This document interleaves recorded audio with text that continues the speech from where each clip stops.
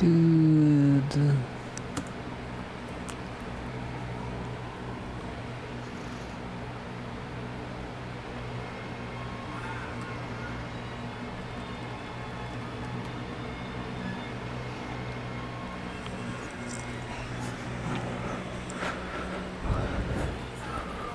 Okay, we are back.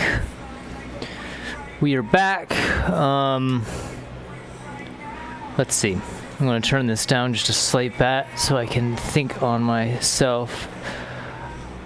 Have myself a good little bite to eat. A little bit longer, but I think we should still be okay. And the plan still stands as it did when I left earlier. I'm going to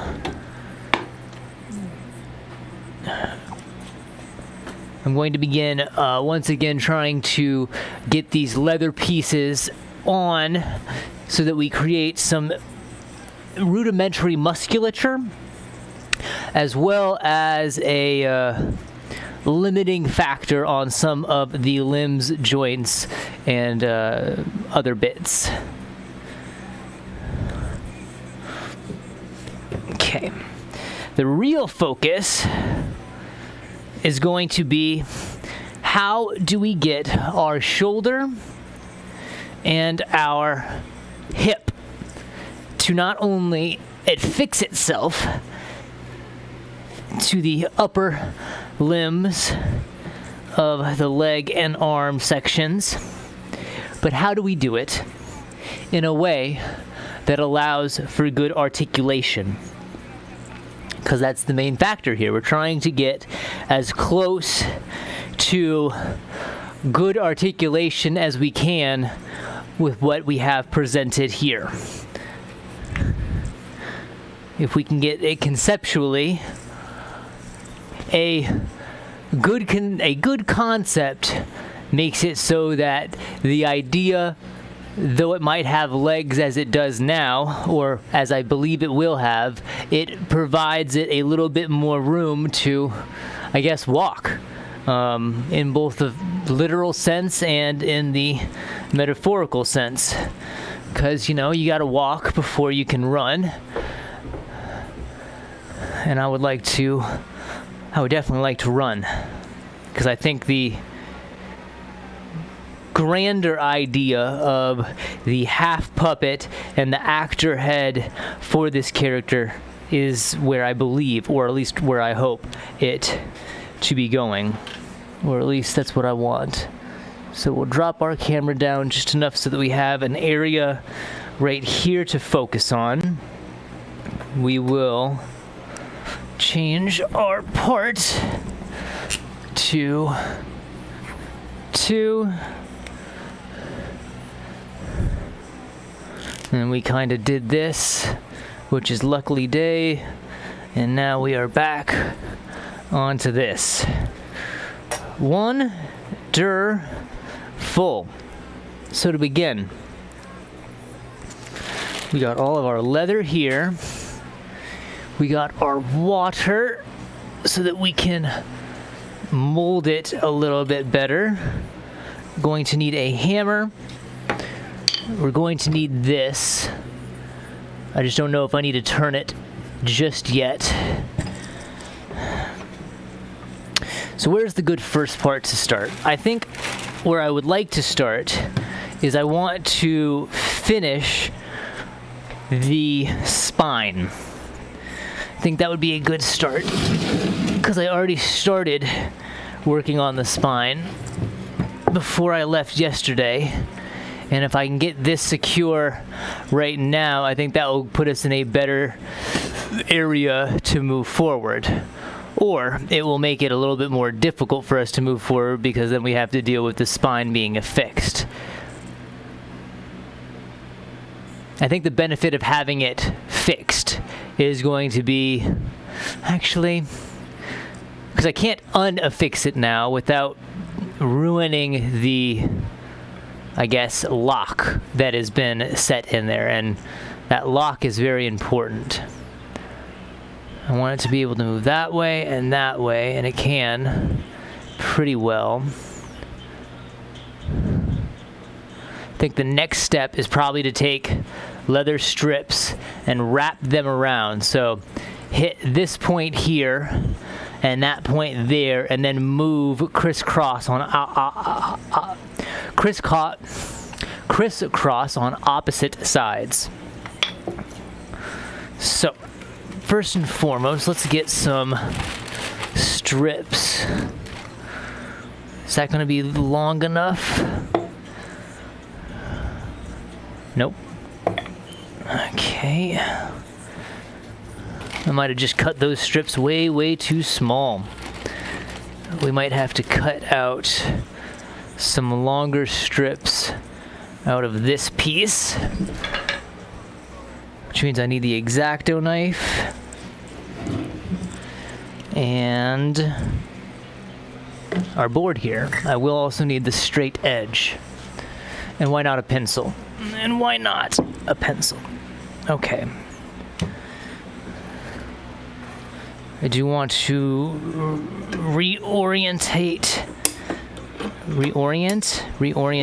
I don't know. I want to move the vise so that I have a little bit more leg room to outstretch. We'll move our arms in their respective areas. So right side, left side. And like I said, first and foremost, let's get some good strips cut out here.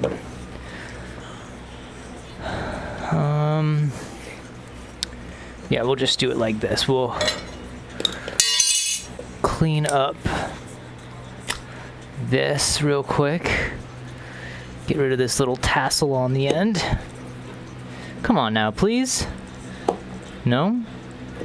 Perfect. Do that.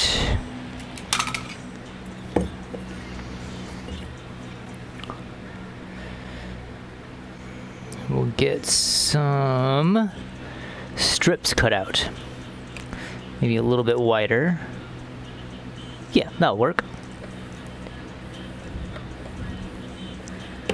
Okay, and then with the blade, you are pointing in an awkward direction, friend. Thank you.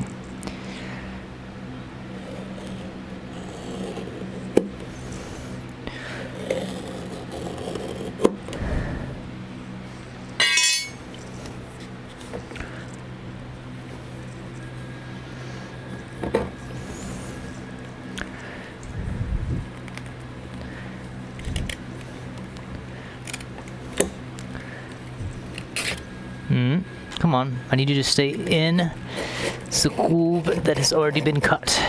Thank you.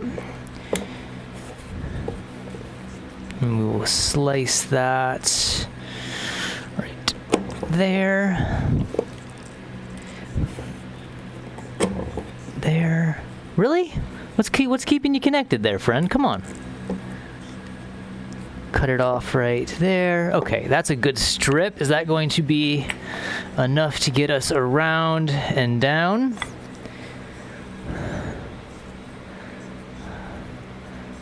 And then I want to go around with it so that it locks itself in there.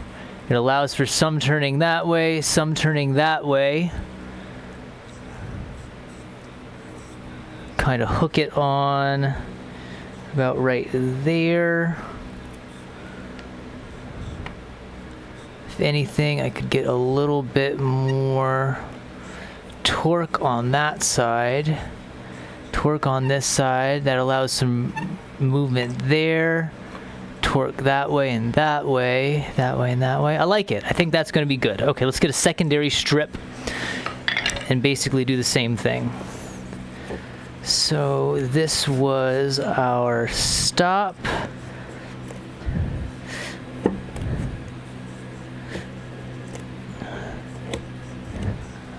I'd like you to stay open. Thank you. You pig. And okay, there's that. That'll work. That'll work.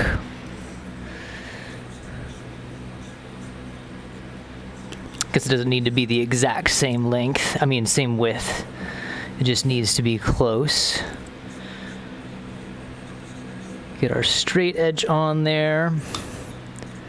Get that first defining line, and then try to ride in that same line twice. And then using the holes that I put the vise initially into, we can get a cut through. Maybe a little bit more, maybe a little bit more. Okay, that's good there.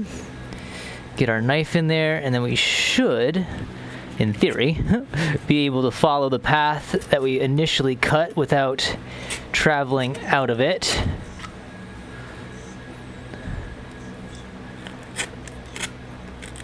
Okay, close, close.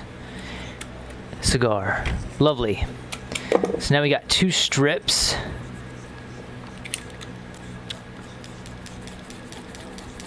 That did nothing. That did absolutely nothing. That just frayed it up a lot more. Okay. Got 2 strips the same length.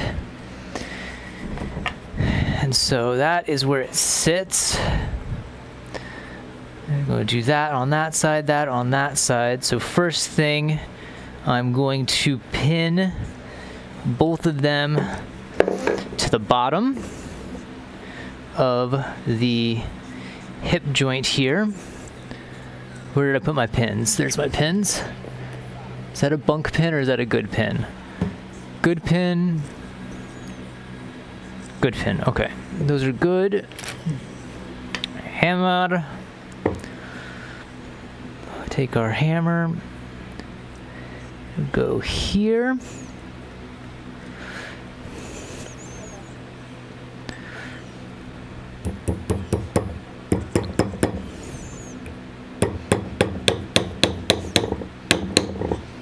Okay, there's one.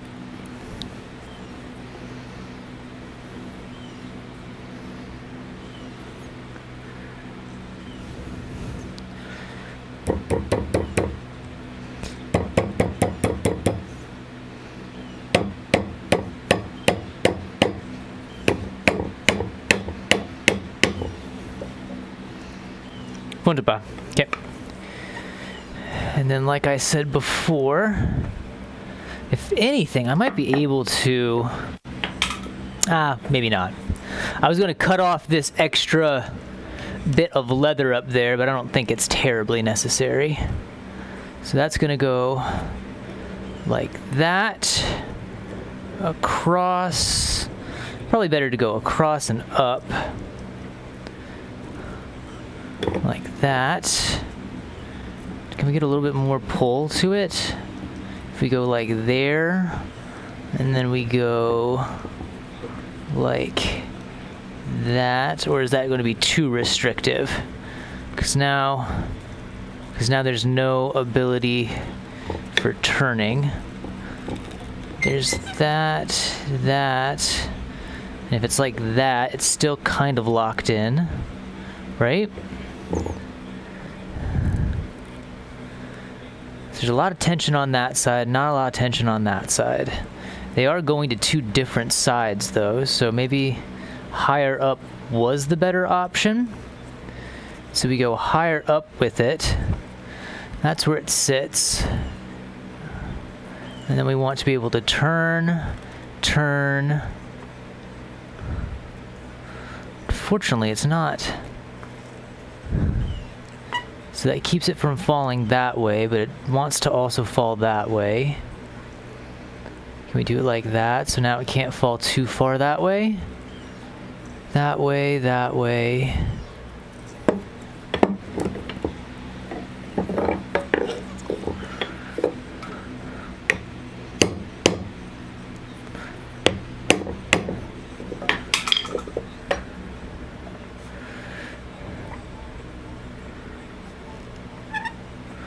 Kind of like it with a little bit of play. So if it needs to go back, it can go back. Because I feel like that's way too far back. I'd rather have it right there. That will act as a, I guess, keep for us. We stick it on like that.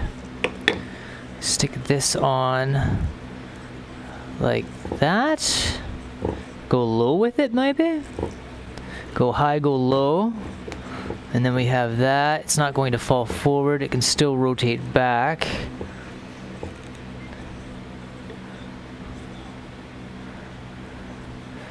We still got some turn. Okay, I think that will work. So I want to mark this strip of leather there and there. And then this strip of leather there and there. And this is left side. And this is right side. It's kind of floating a little bit. I don't want it to be floating, but I think that should be okay. It's not going to fall too far forward that way because that won't let it do it. Okay. So let us start with how do we get this on there in the way that I need to. So I need that to fall off that side. I want that goes there on top like that.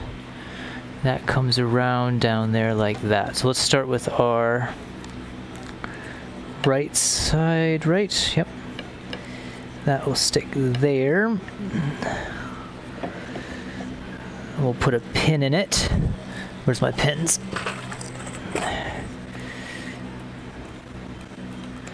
I spilled these all over the place yesterday. I don't want to do that again. Really? Okay. That. Oh, it has a hinge. That's nice. Okay.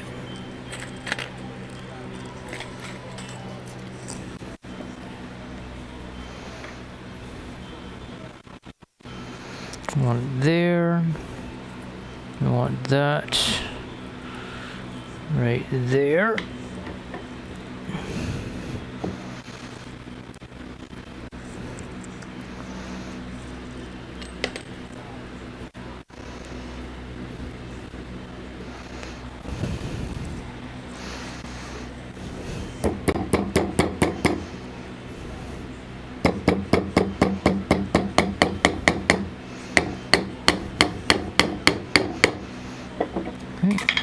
One side is locked in. Now we flip it around. Find the place for our other strip. Right about there. Then we stick this one where it needs to be. And, oh, don't be slipping away from me, please. Thank you.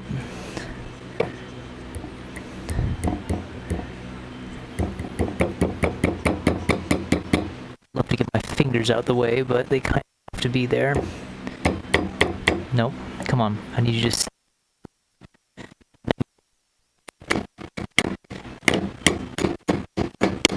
Perfect. Okay. And so that is our spine right there. You can move a little bit forward, so it can pop out a little bit more than I wanted to. So I want it to be going that far forward. That's as far back as I want to. So we now need to put a limiting strip on the back, because that's where I want it to sit.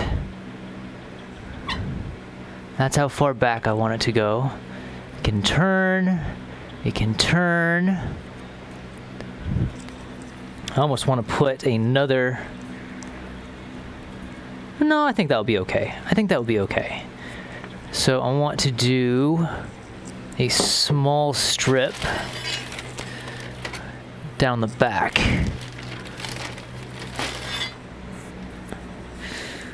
So if that's where... So that's neutral. That's where we hope neutral to be. Right about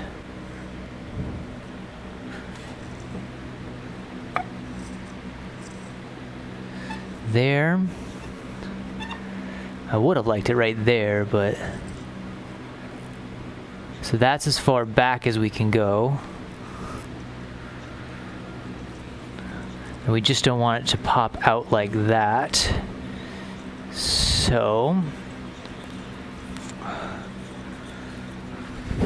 it's going to be kind of hard to fix this one, but I think we can still do it. I'm going to cut off this excess nub on the other side here. Hopefully I'm able to.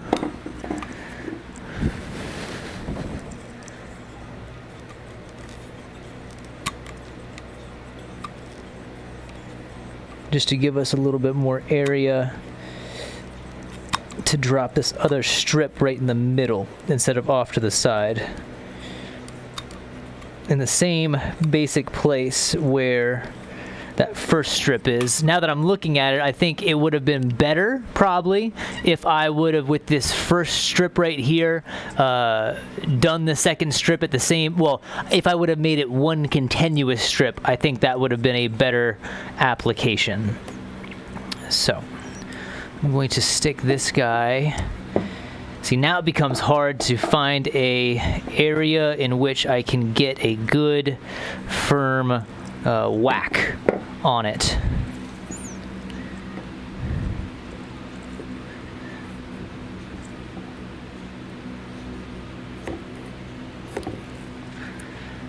Okay.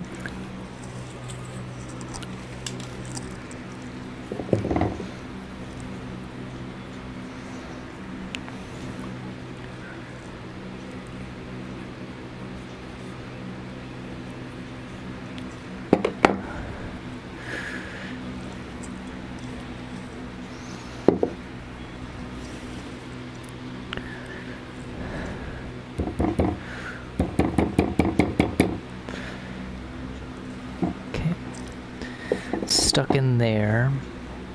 Now how do where can I put pressure on this without really breaking it? I can't really. Can I pop? Oh, there we go. Okay, that's the best way that we're going to go about doing this. We pop it out.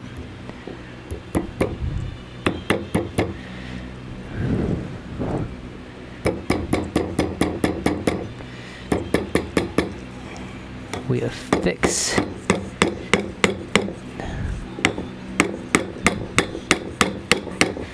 that in, then we can pop it back in so that it doesn't stay out.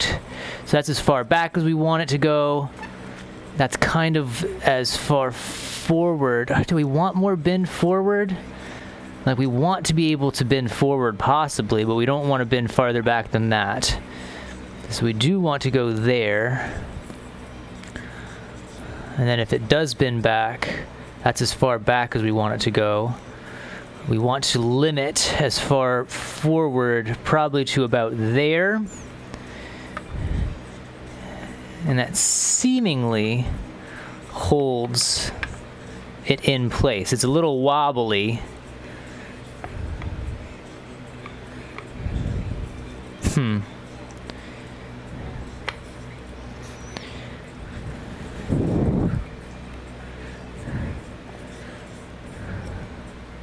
Okay, how about this?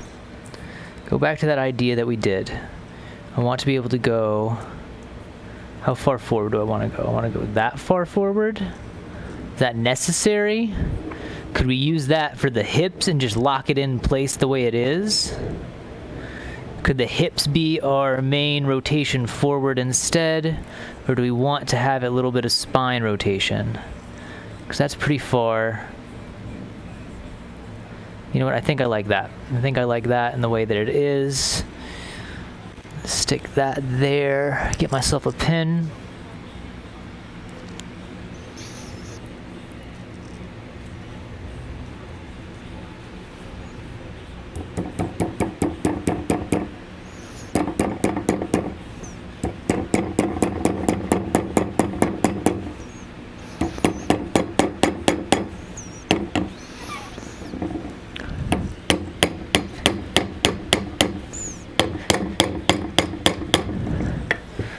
Okay, and that gives us a semi-stable spine. I would like it to sit better in there, but maybe the weight of our neck will give it enough heft to actually want to stay where it is. That's as far back. That's our basic neutral right there. And I guess a part of this is also going to be just me being able to hold it up. But that's a supporting spine right there for the most part. There are areas that, like, if I really try, I can kick it out. I think that's a good start, though. I think that's a real good start. Okay. Now comes the difficult bit. Now comes the part that I've been trying to game in my head over the last evening. How do we affix the shoulders and our hips? I would like a better piece of leather than this, but my thought, and we'll start with the... I don't actually need these pinned right now because I just want our upper arm. So left side. So my hope, my thought, my want, I'm going to stick this pin back in. Okay. My thought is that if I can create a sleeve almost,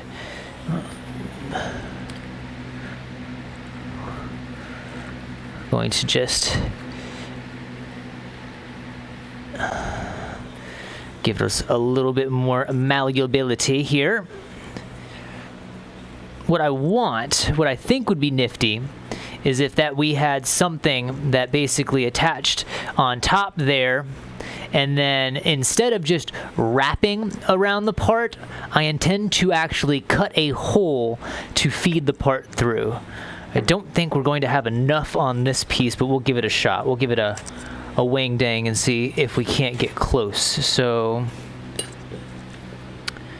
I need a good...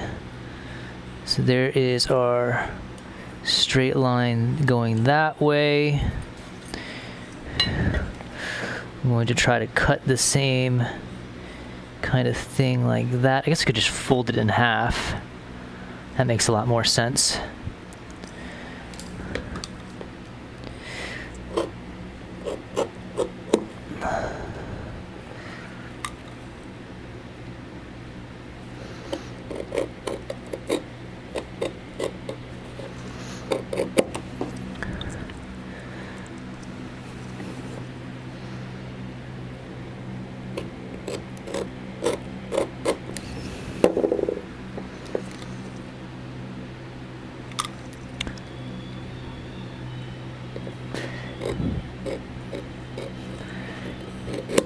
Maybe watering it makes it more malleable, but it definitely makes it a little bit harder to cut. Use our holes that we already have here. Got our start. Should be able to go in and just ride the existing cut all the way through. Like so. Okay. So we got ourselves like a little... I would like a 3-point connection because we don't have a lot of meat up here. I can do a point connection on top there like that, and then we wrap it around, and then underneath we connect these points. Basically have all of this material here to work with. This is, but again, concept. Step it.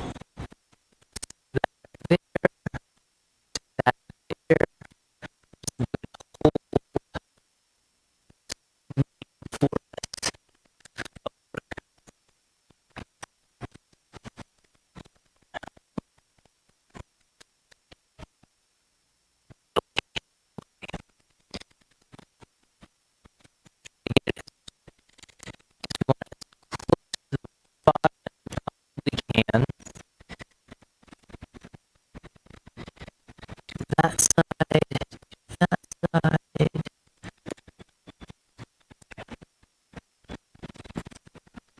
then we can set it down. There we go. There we go. This would be much better if I had an actual like circle punch, but this will still work.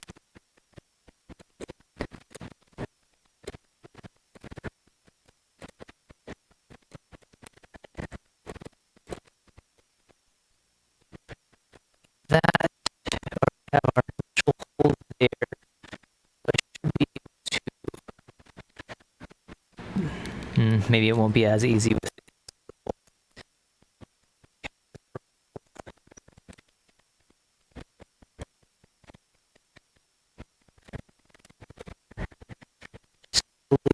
This around. Benefit, I think, in this way, it will be a texture ball instead of a kind of pinned ball, as my initial idea was. The initial idea of those joints was seemingly something like this, where you have something off to the side. That's why it wants to turn. How funny is that? Okay. We still got our rotation, we still got our forward bend, we got our backward bend. That's all I need. That's all I need. But that's kind of the concept. The concept was like stripping leather around itself and then meeting on a certain side point, and then that would encapsulate it. Pretty sure it would just pop right out. And so that's why I believe this idea is to be the better variation of that. At least I'm hoping. This is what came to my head after I left last night after part 7.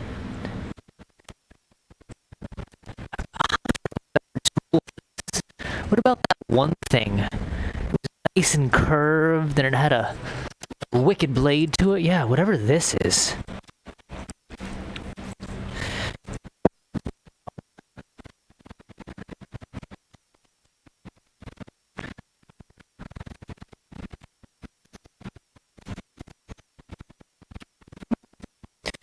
Better tool, apparently.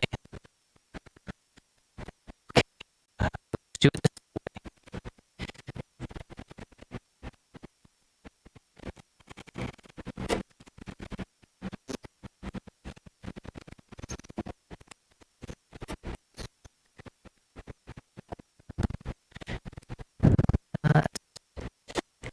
There, there,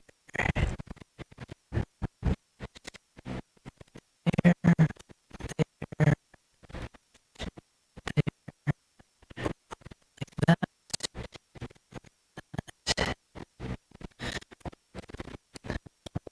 That out. So now we have a little sleeve, if you will.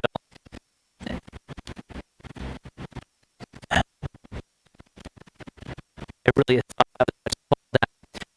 But now we have a sleeve. Stick this in there, and it shouldn't pull itself out.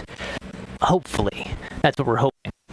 Or at least it shouldn't pull itself out once it is affixed. Where did our shoulder go? Our shoulder is right here. And what we have is like the points right here. And then what that allows us to do is, because it's affixed, freely within inside the ball itself. And once we have a nice pat down, we can really just by the manipulation of moving it around, we'll be able to form a cup of some kind, and that will allow a retention of the dart. Again, concept not going to be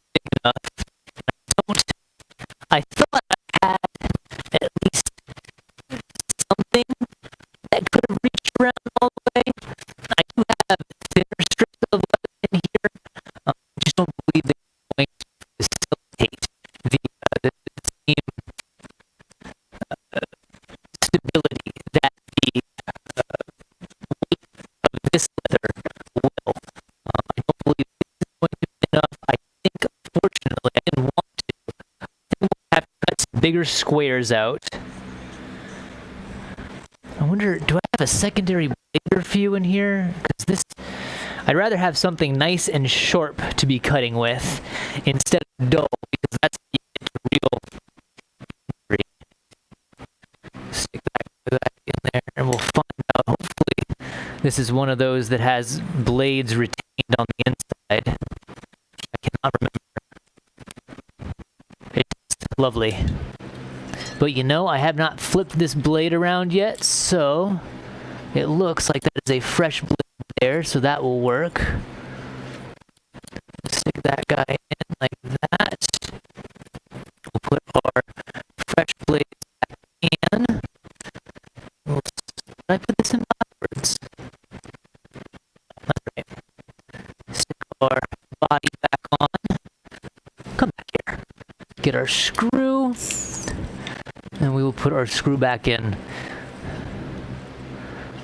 Especially when cutting this leather. I don't want to unstick myself to then stick myself. That would be bad. That would be very, very bad. Okay, room first. Let's move this. Let's move these. I don't need that. Leg and right arms. That. And this.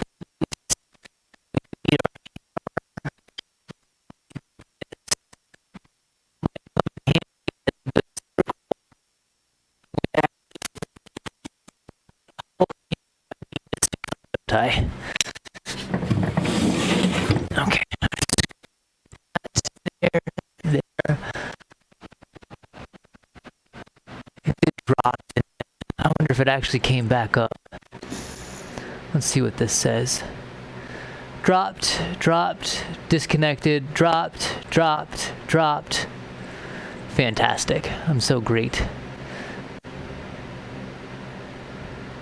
Can you stop this computer, please? As it's reconnecting. It doesn't. And we'll just re-upload it as the, the RestFull version as we have.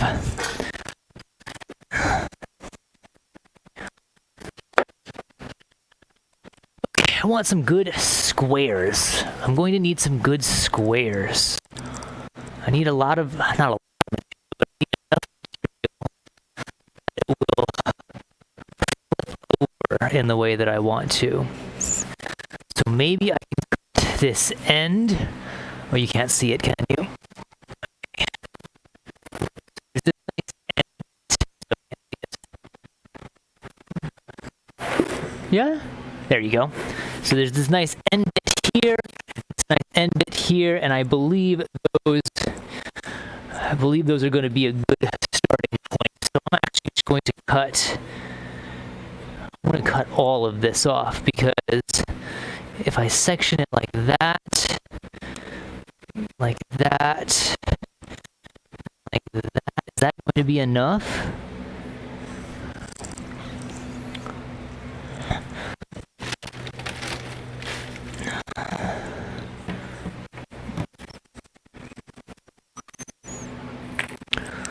Left side. Where did our arm go?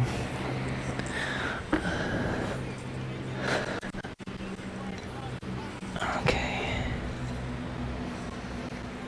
So it has to be able to wrap. So we pin it there. And I want it to be able to go all around.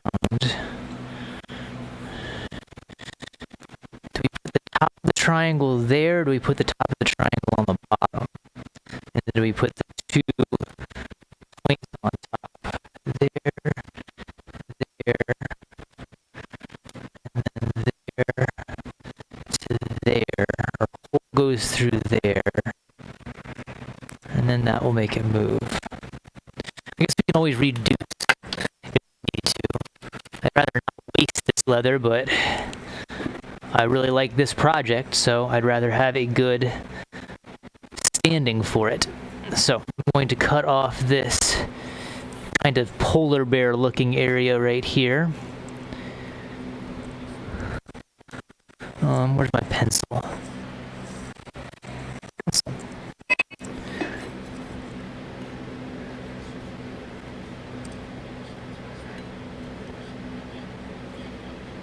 Oh, come on now, please. There.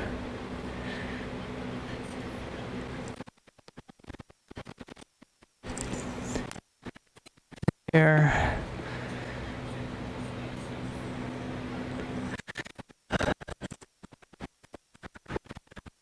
And we can have a triangle. We're going to have an angle. So that is angle. We can actually get a triangle from like that. So back to that. I assume.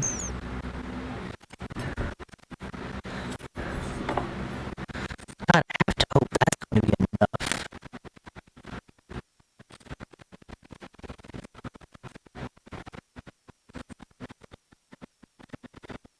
Just assume it's going to be enough.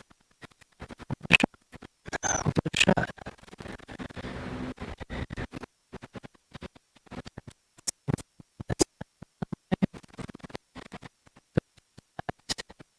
It's our straight point on top, so we cut that off.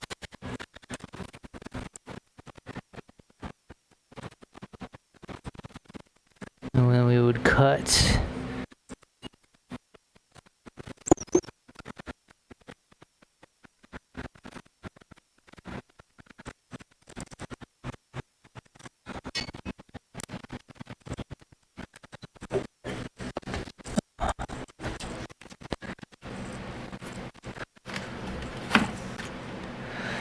Nope, that's not what I want. It's gonna work. But it's going to work. Okay.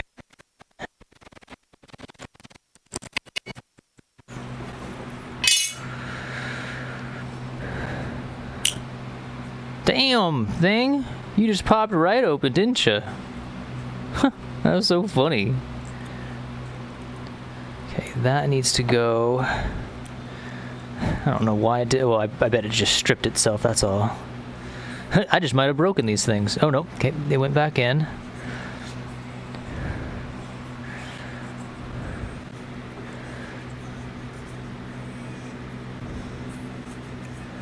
Let's pull that back as far as we can. That's there, that's there.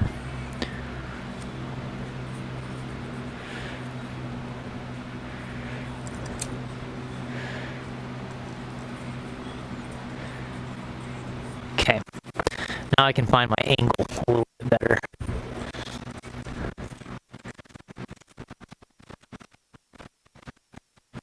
Or at least I can't do this. That was the idea. That at least will help me retain some kind of angle.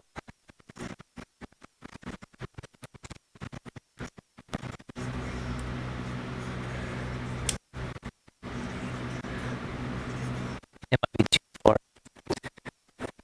Yeah, it might be too far. It was a good idea. It was a good idea. Other ones do we have?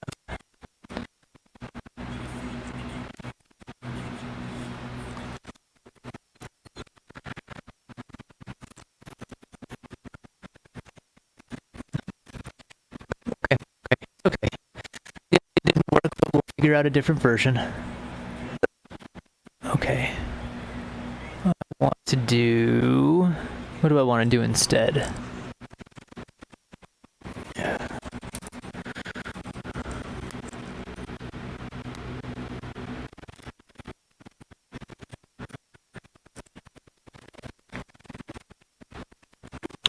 You know what? I think I'm doing way too much.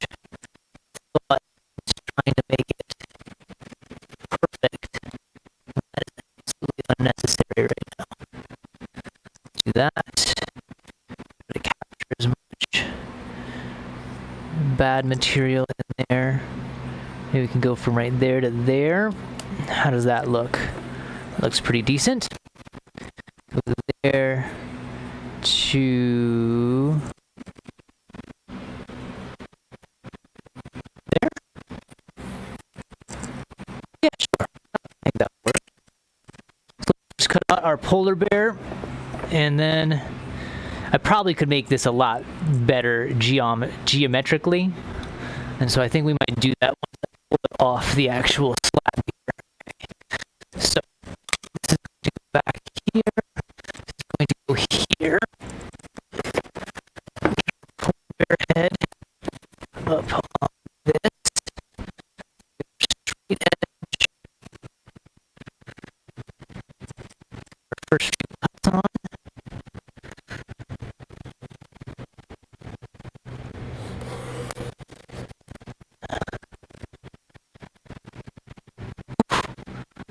Razor blade, man, makes a difference, that's for damn sure. Go from this side to that side. You're cut all the way through the first shot. Lucky days.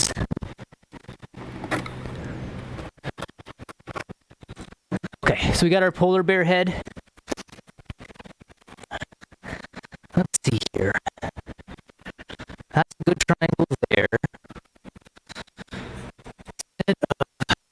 This guy to do, so we already have a triangle working in that area. What if we did this? What if we go there? Well, actually, let's get straight first. What is our straight down this thing? Like that. So that's another triangle there. We do about right to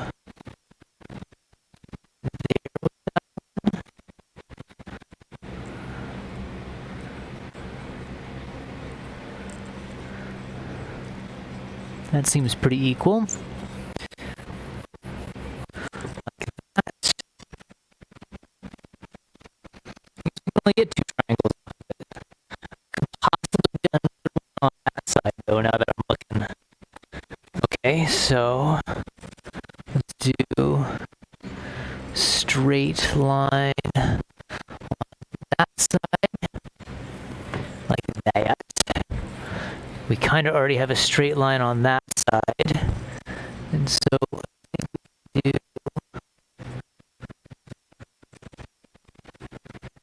that. Yeah. Yeah. Oh, okay. So start at the top and work our way down. Actually, I want to do it like this. I'll get a better hold when I do it like this.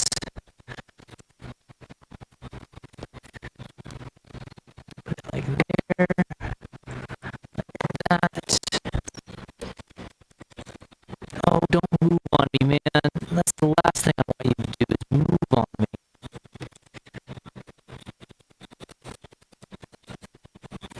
Okay. That piece off.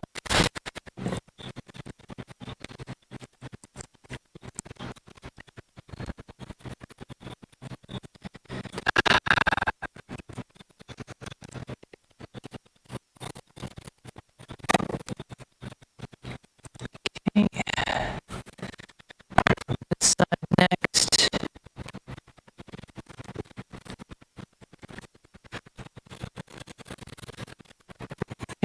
That's a first triangle. Before I cut out the rest of these triangles, let's see what we can achieve with this.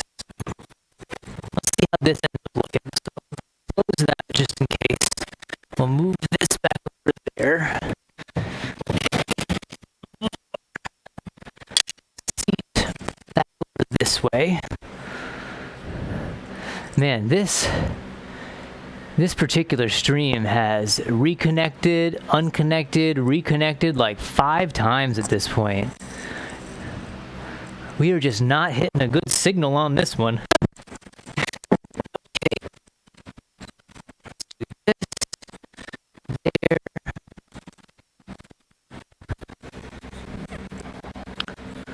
So this is going to sit there. that's going to sit there. And then that should, in theory, well here, let's get it wet.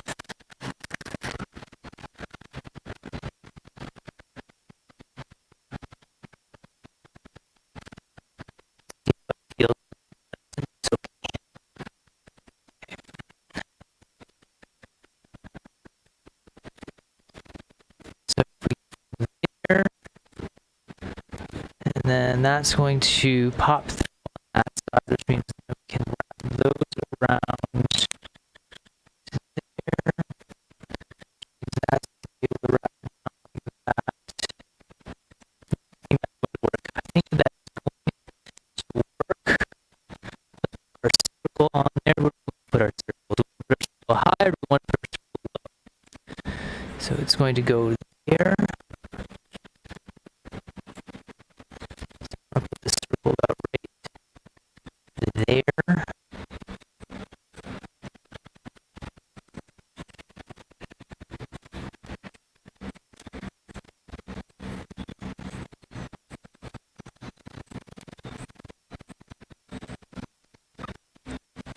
Do that.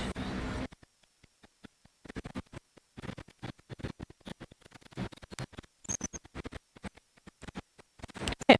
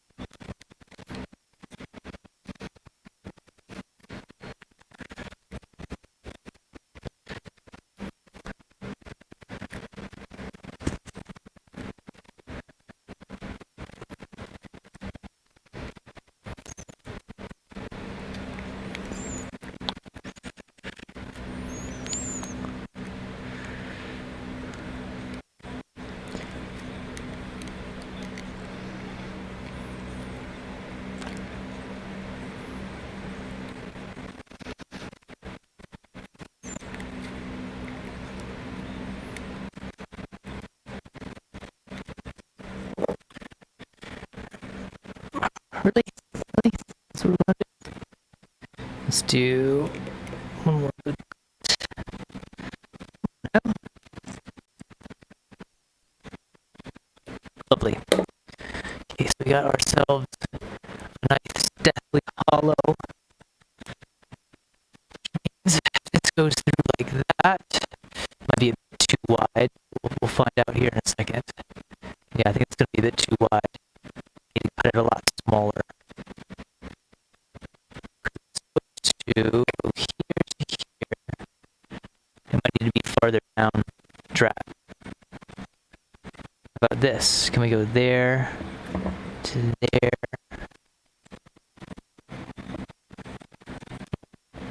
Nope, that definitely has to go farther down, I think. Because it has to go there. And that would be the closest area that I could do. And then that.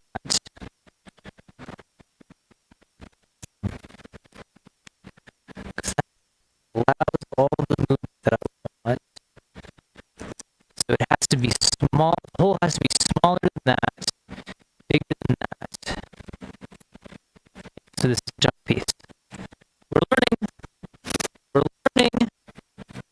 Start. You got to learn before you figure it. Let's go with the smaller one this time. Let's see where that puts us. The hole on that one was too big. And it was too far up. So this one we need to go farther down in a smaller hole. Come on now. Really? You know what I'm trying to cut away here. Oh my gosh.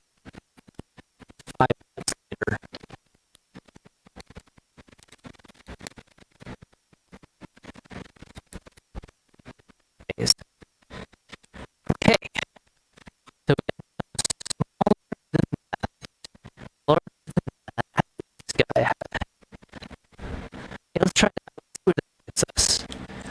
Let's go small, and then we can go big if we need go big. There, I don't need these. I want it somewhere in that general vicinity, because I want to be able to tuck up underneath it, essentially. That's as close as there's going to get on there. Scribe line, just so I have something to follow.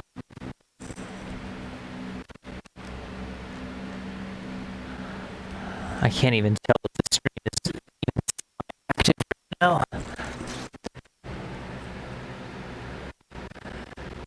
Man, it does not like me on this one. I don't know what the hell.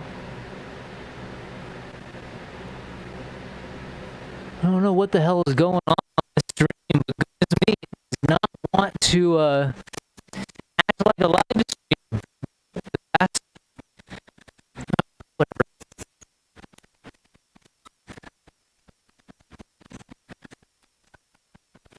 We have anyways.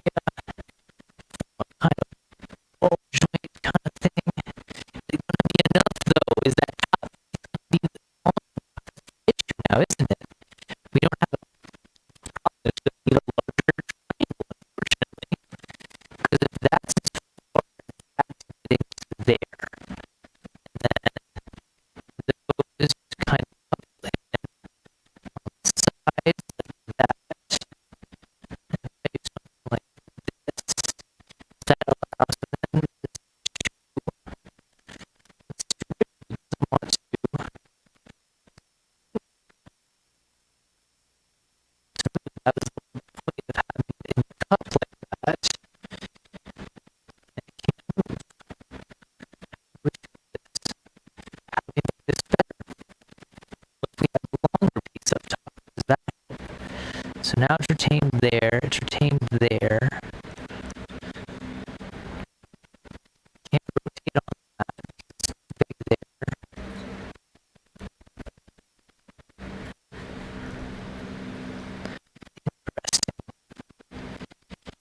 Interesting.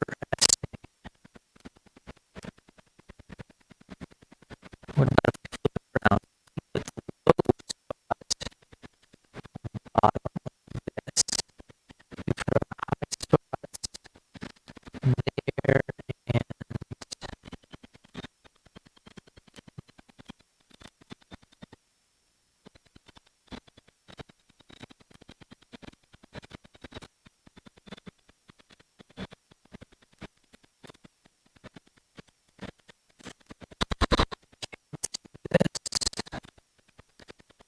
And that doesn't give us the same do what I want it to do.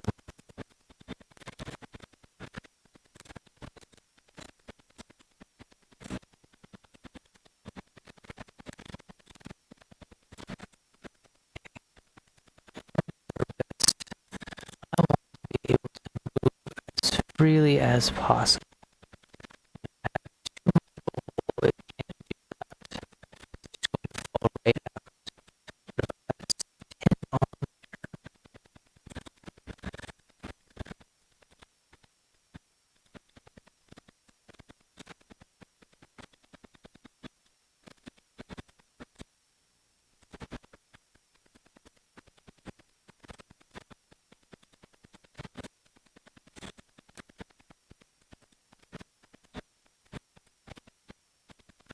because I need it to be able to rotate, also being fixed.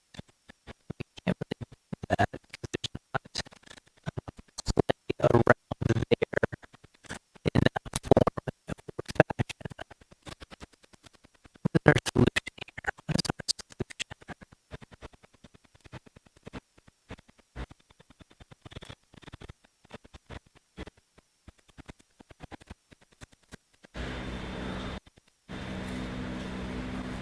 Because that wouldn't allow,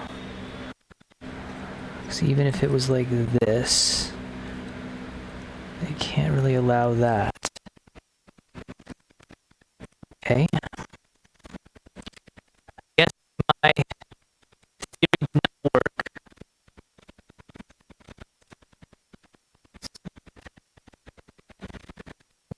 Best way to keep this attached because I want it to be able to travel as far as possible.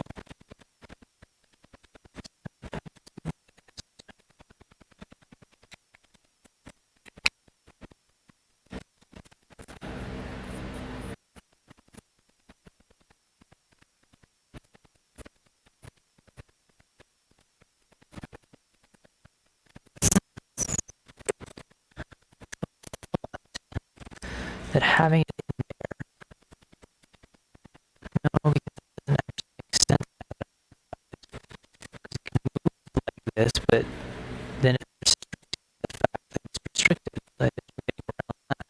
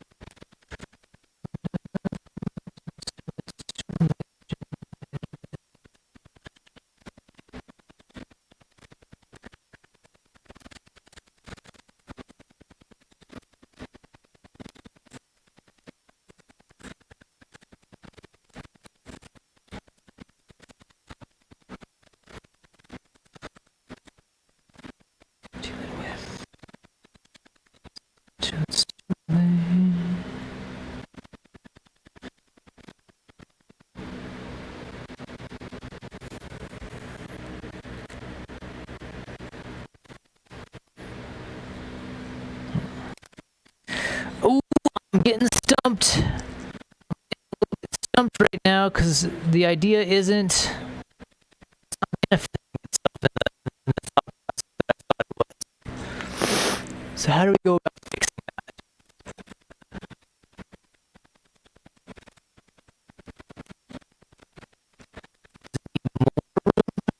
The issue, like, it's room, and I can't have that. I can't actually go where I want it to unless I really start to it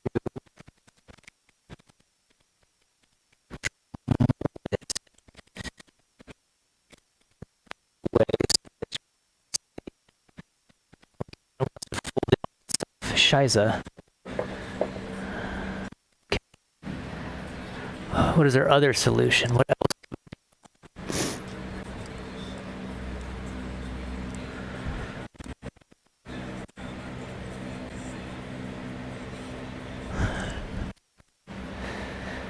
Okay. We could go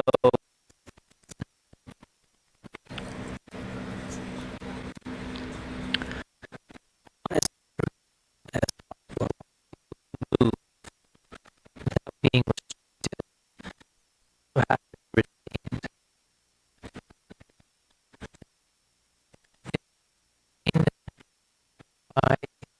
simple so it can go. Where does it not need to go? It's a real question.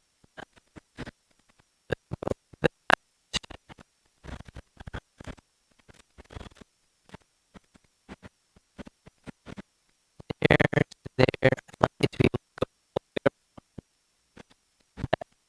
on turn.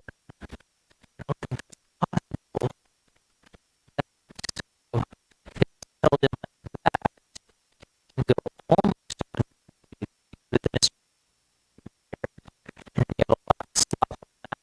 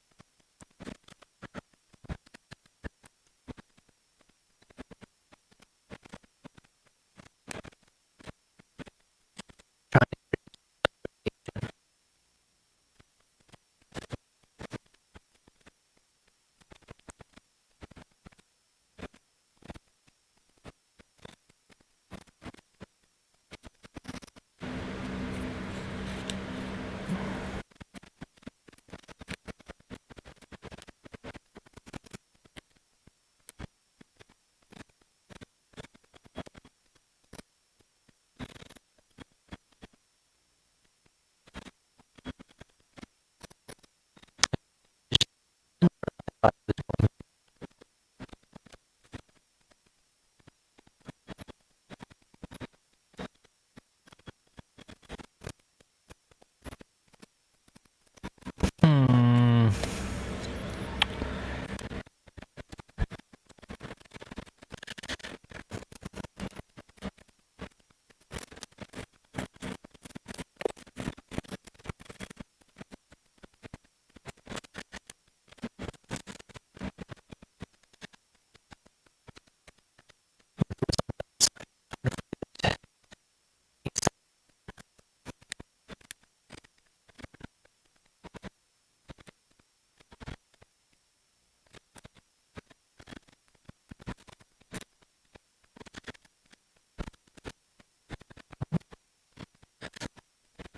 So we do that.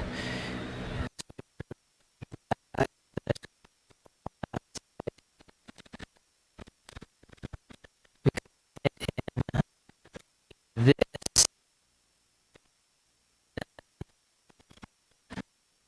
That's not bad.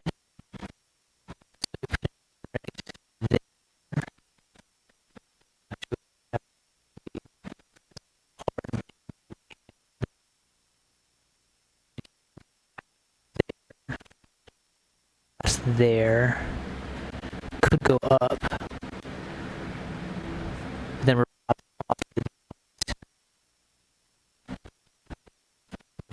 the okay, what do we pin?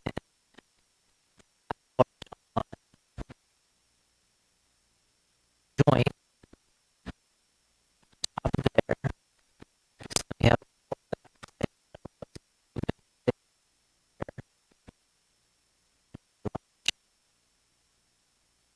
that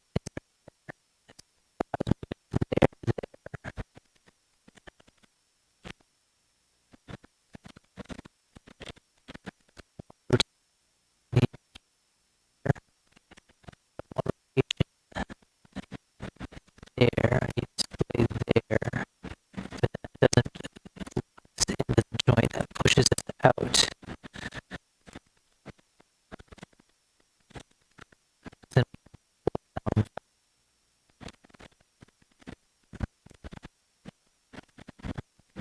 could you secondary, we could do another strip going in, that strip going in,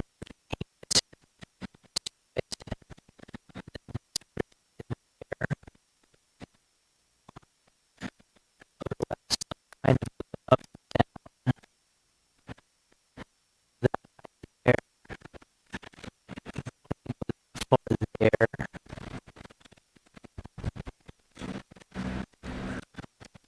It could mold itself, or it could just drop itself in that position. I have a feeling it's going to want to extend out. So that's up, that's back, down, move that far, then it wants to pop off there. Okay,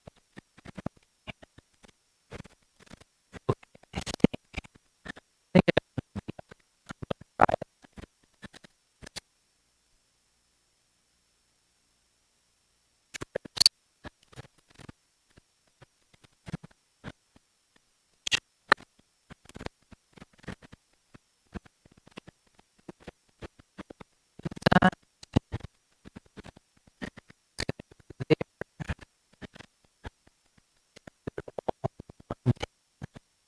That way too much.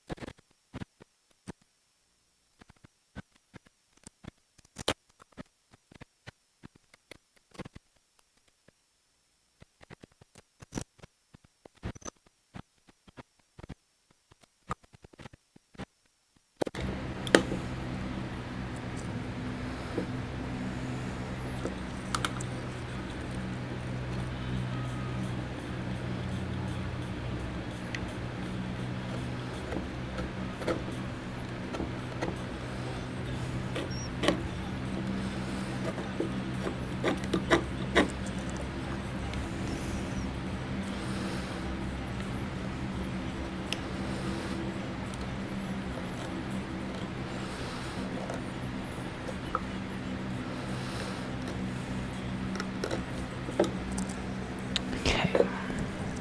And so that would go there, there. That's going to pin on like that. So that would be there. That's going to pin on there. We're going to try to do a triple pin down. Oof. Dangerous to say the least. Would it be better to try to can we do 2 pins in the back and then that in the front like that? Let's try that. Or better yet, let's not do 2 pins and let's remember the thought of a single pin.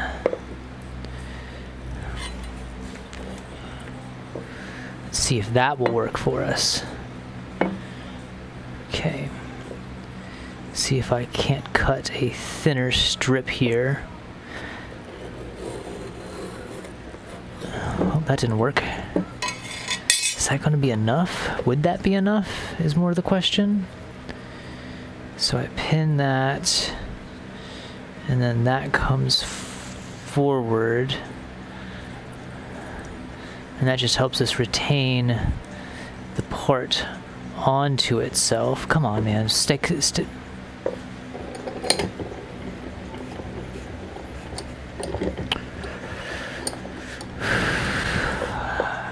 Okay. That to there. That's gonna go there. Could do the pin like that around itself. And then that's going to, at least in some ways, retain that. But that will be enough that it should still give us the rotation that we want, while also holding it so that it's not going to fall out.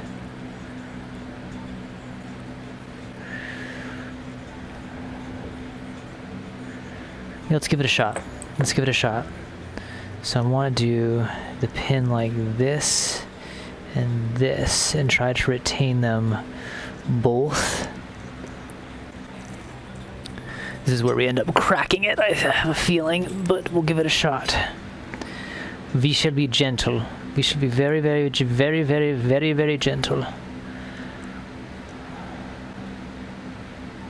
Okay.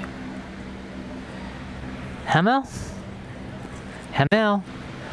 Oh, why are you so far away, bro? Okay. The pilce. It's still wet. Didn't deal yet. No.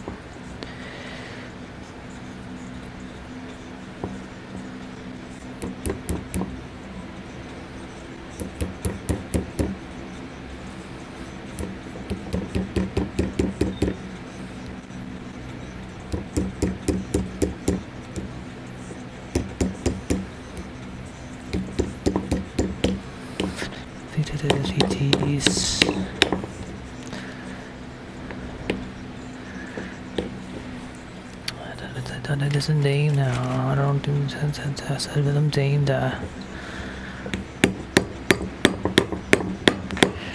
Okay, so that should retain that. That should retain those. Oh, it's gonna work itself out, ain't it? Jesus. Touch. See that? Team bitch. My hoensla.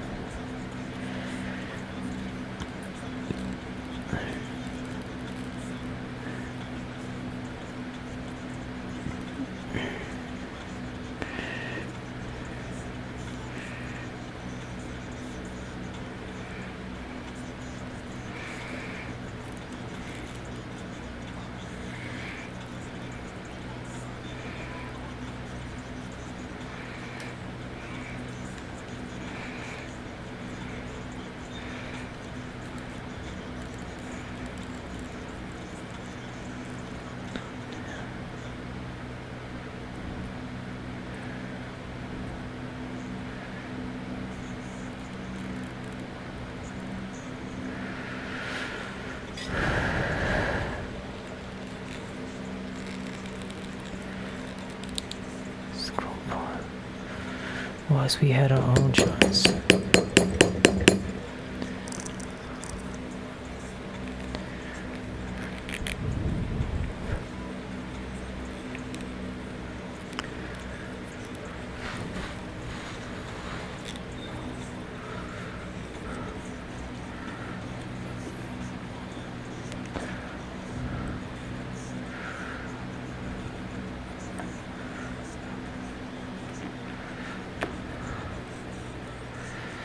Getting Cochrane.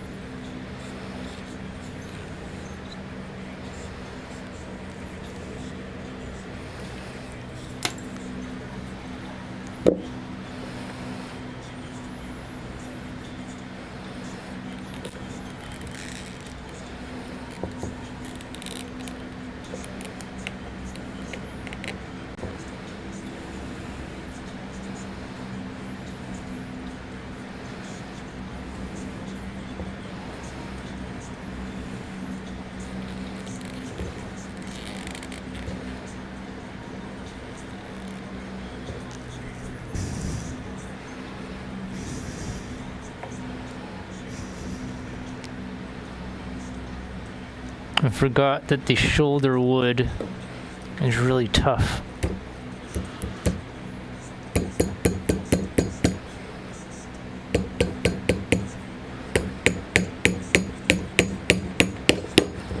Okay, that goes there.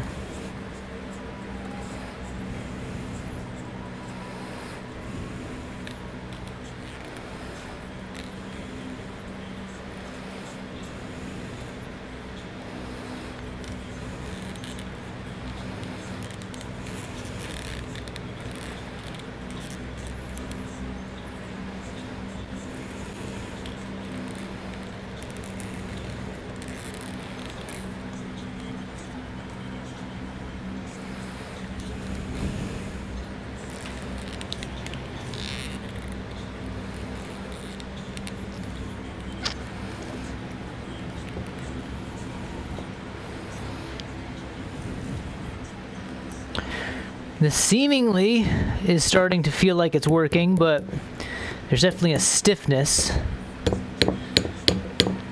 Come on, man, don't bend on me, please.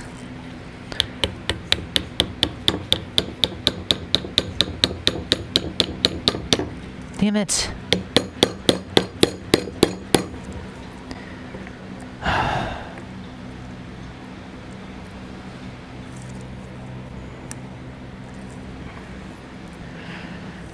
One more time. Let's try it again.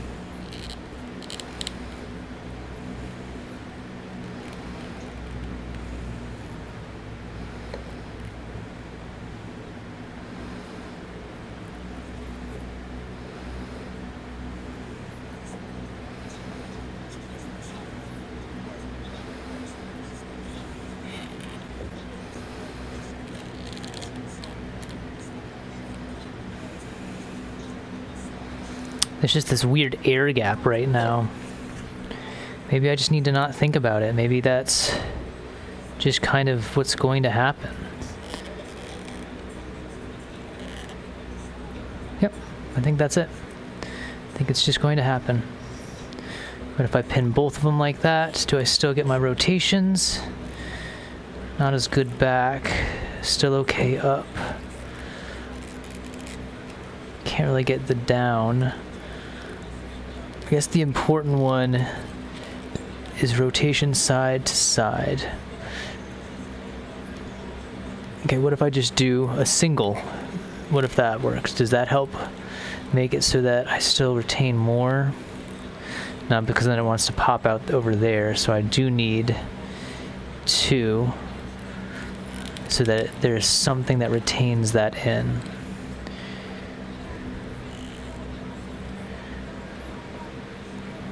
Damn. Be me.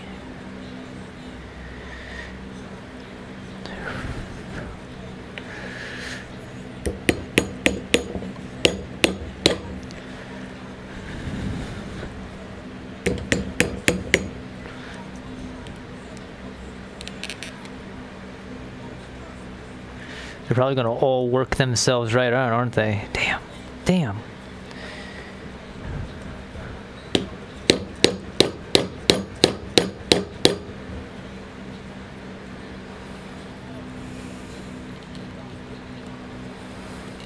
Because I need it to be able to move. That's the issue.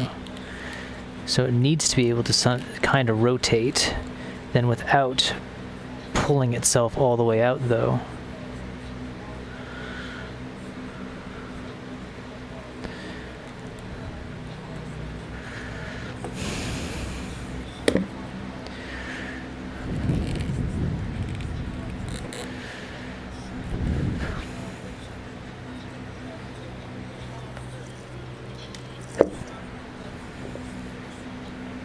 On them again. It's not upon them. It's probably on them. Shall be thin. Probably thin.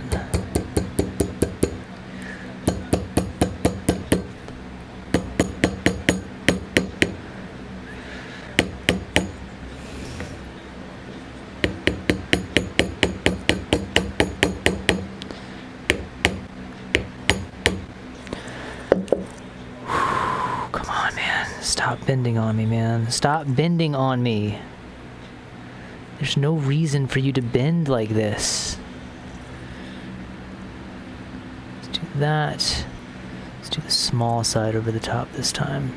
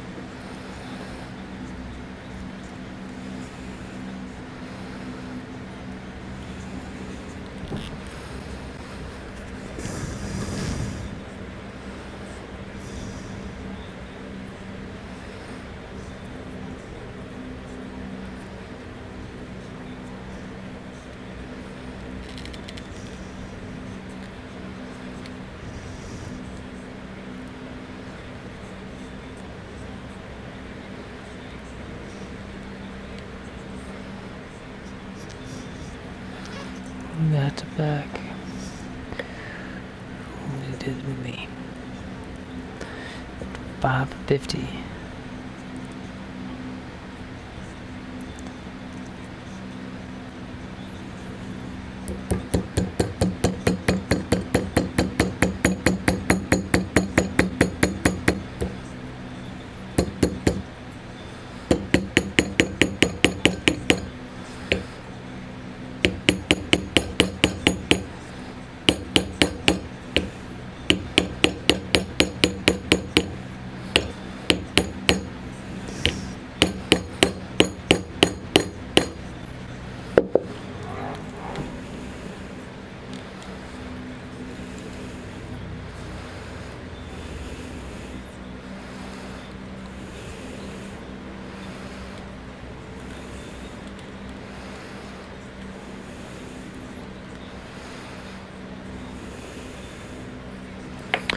think that's going to be okay. I think that's going to get close to what we want it to be. Can I use this piece now, even though it was too big?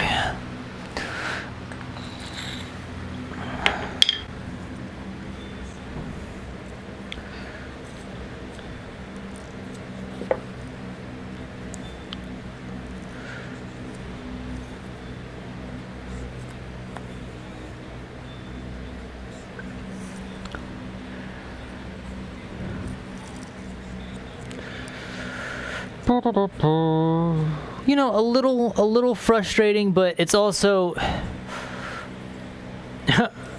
I'm designing all of this in the brain right now. Like, I'm trying to use the brain in a Play-Doh kind of sense, where I'm just imagining and putting things into some kind of scale inside the mind. And, you know, sometimes it doesn't work. Sometimes the brain sees it in a certain way and it doesn't turn out that way in reality. Or maybe the brain is seeing something and I just can't replicate what the brain is telling me is possible or seemingly possible. Or it's a combination of a little bit of both. The brain is assuming something and trying to design around it.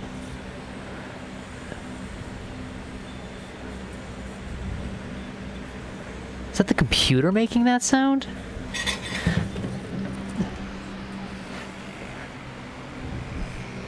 No. Whew.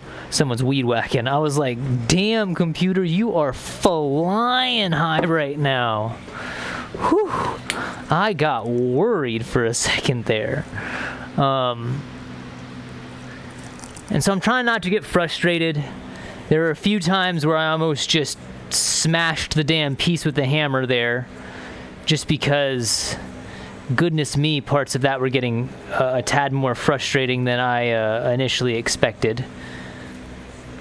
But I think we got a somewhat idea of how this is going to work from the other side, and now we just hopefully can replicate it on this side in the same fashion. Or hopefully. Like that. We got that rotation, up rotation. So we do need to do the same pin on top. Hopefully there's enough. Yeah, I think there should be enough.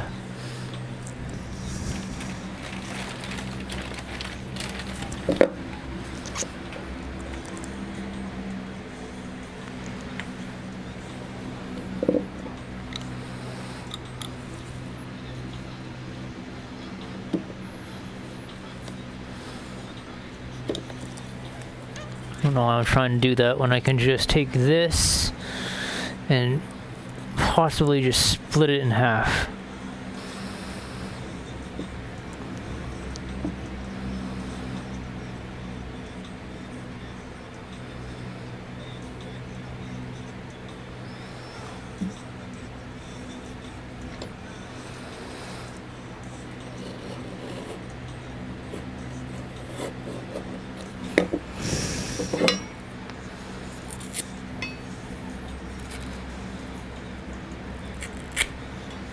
It's too thick. It's much too thick. I just need a nice skinny piece. That's all.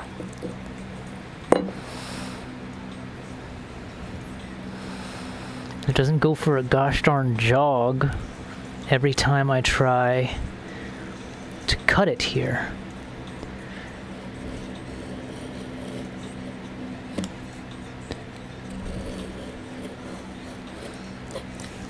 Is that gonna work for me? I think so.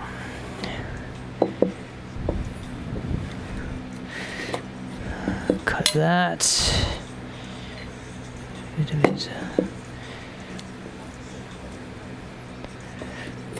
That. Is that going to be enough to get us around I don't think so, actually, now that I look at it. Where did the piece go? So that's going to go underneath. Nope.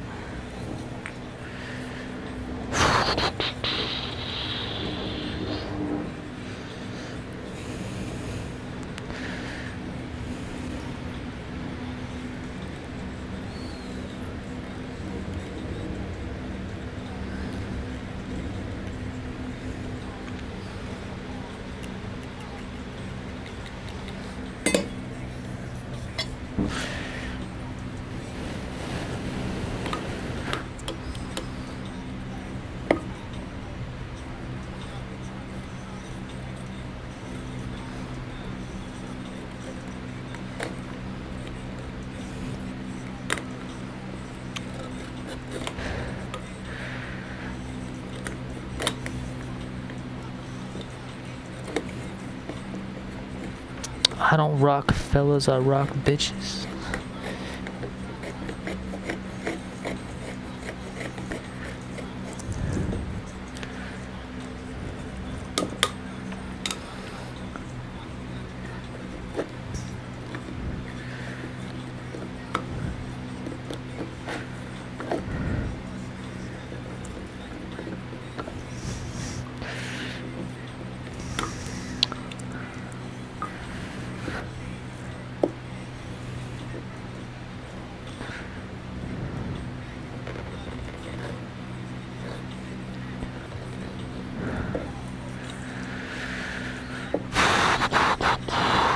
What am I doing wrong here? Why can't I get this to size down?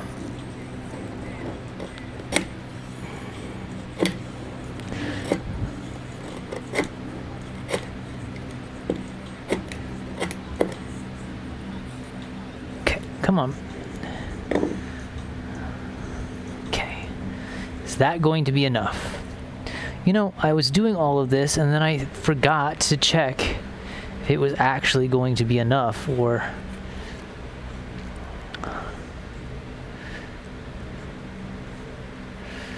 like that, and then connect onto the shoulder as well. That, and then connect onto the shoulder so that it fits right there. That's going to go there. That one go underneath.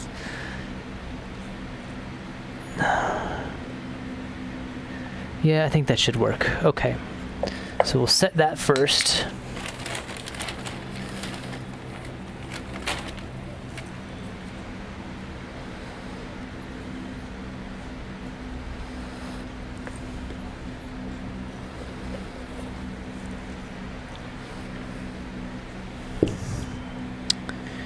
Do this, because it needs to go underneath. And that's going to go over, so that's where the pin's going to go. Come on, please. There's not many good ways I can hold you in there and you actually go in without bouncing about.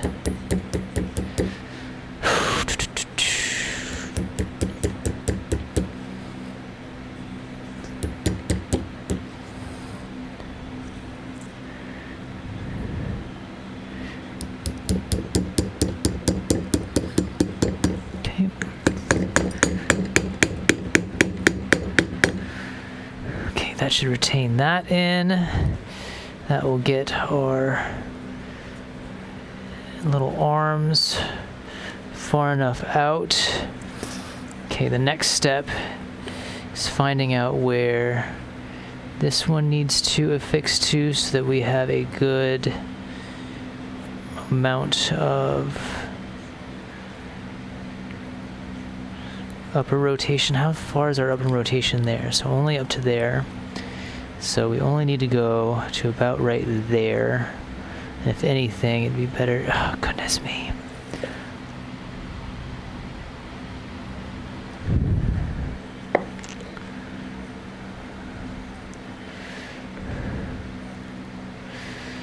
It's there. And that will allow it to go back to there, to there. Okay. I think that's good.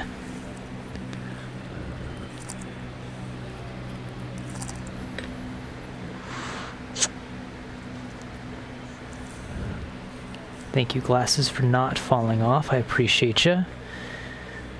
Okay, I gotta go there.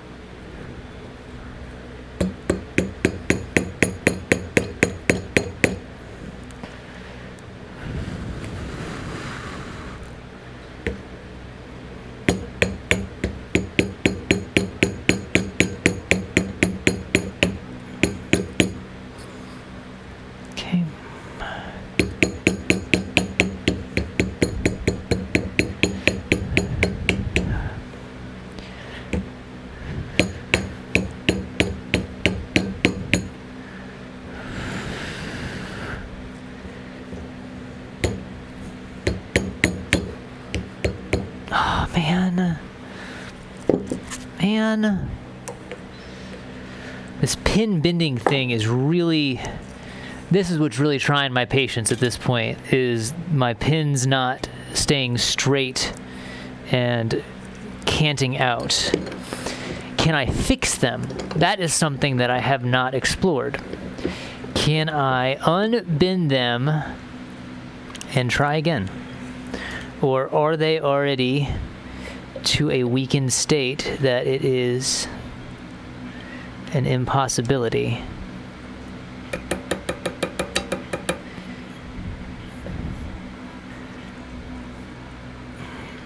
Let's give it a shot. Let's see what happens.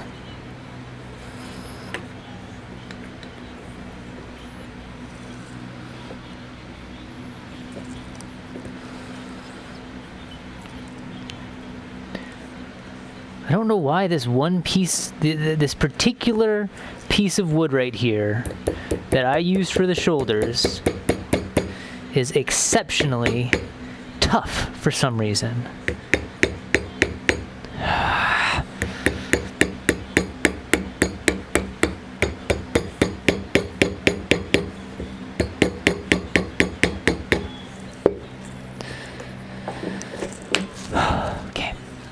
Where is my other box? Where did I put the other ones?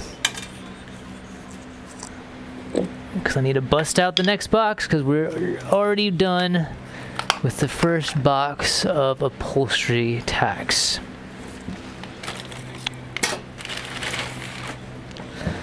Where did I put them?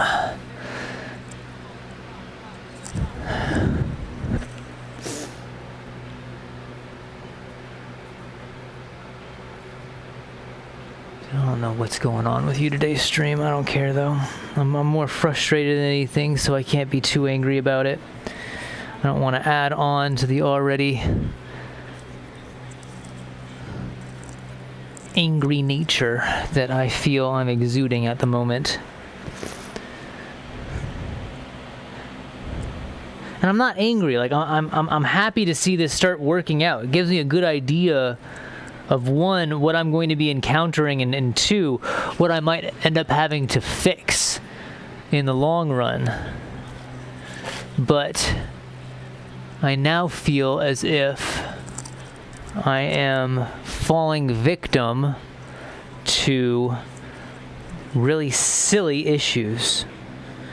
The leather not working, that is something I kind of expected. I knew I was going to have to do a little bit of gamemanship with that, but these tacks, man, these tacks failing in the way that they are failing is really putting a damper on it for me. And now I don't know where I put my other ones. I don't know where my other box of tacks are.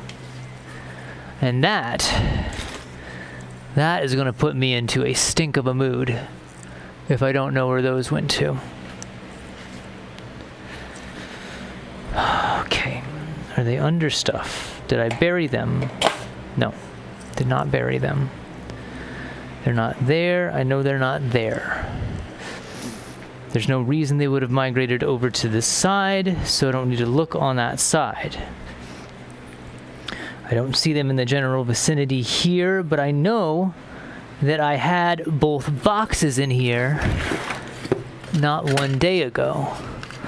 I don't think I threw them into here, because that would be a sentence of just knowing they would get lost if I threw them in there. I didn't put them over here, did I? No. No.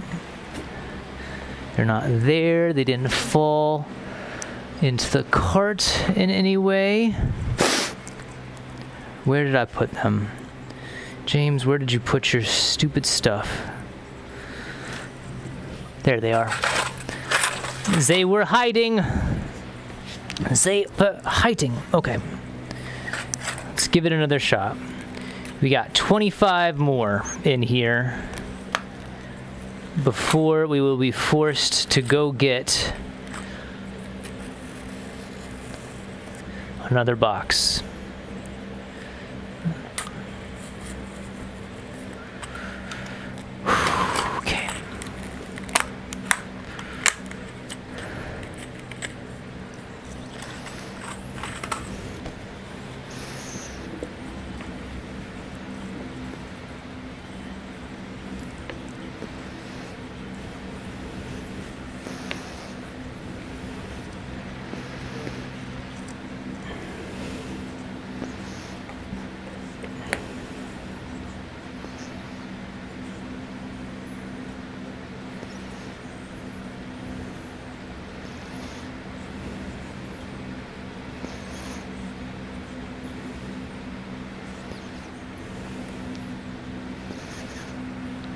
Okay. Maybe I scoot you a little bit more forwards, find you a better place of purchase. I don't know what you want from me, man. I don't know what you want.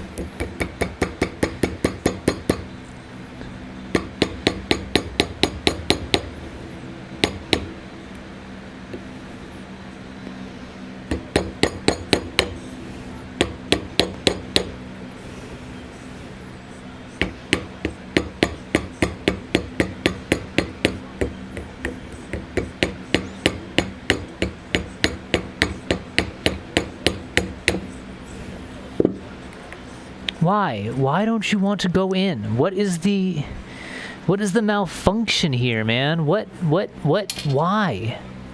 What is causing such an issue in there that this does not want to work?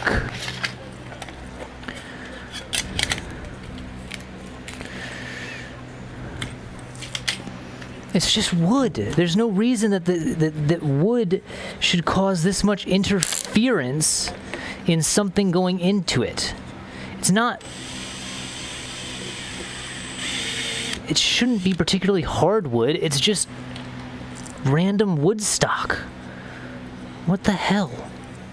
What the hell, man? Okay. Okay. Put it through the leather. Put it through the leather first, and then... hopefully... that will stick in. Hopefully.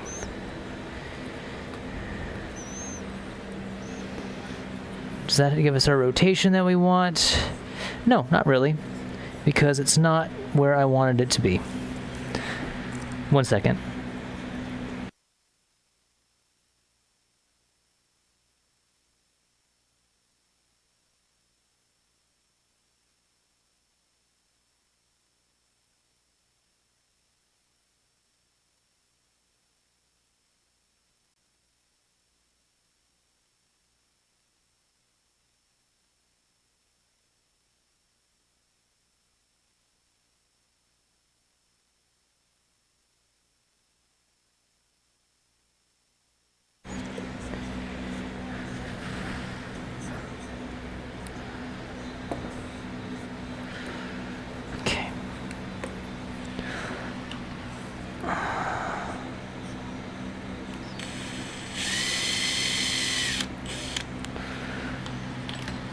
Am I back on?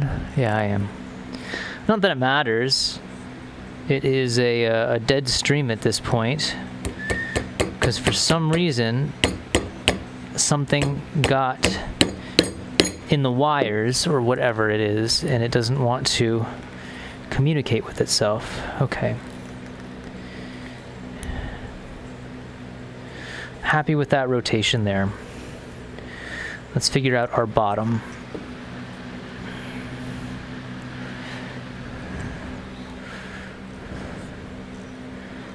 Okay, so got a lot of material on the bottom there. That's there. So it needs to go to there. Back, forward, up, down. That's as far up. Okay, I think that's good. I think we can deal with this.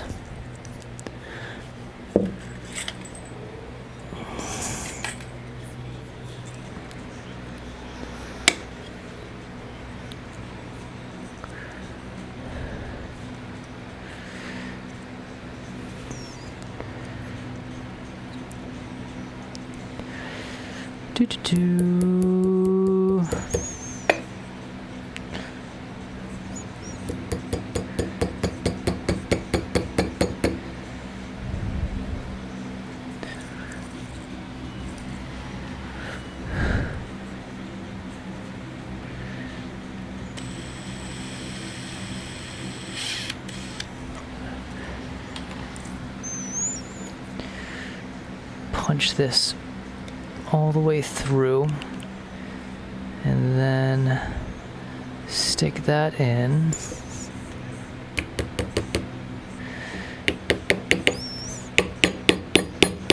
Okay, there's that. And now we have rotation there and there to there to there. And now we figure out our what was the term? Basically our limiter is the next thing. So we're going to go there and there, because we don't want it to go farther out. Well, we don't really want it to go farther out than there. We want it to retain right there, but I don't think we're going to get that. Okay, so we got rotation up, down, to there, to there. Okay. I think that's as good as we're going to get.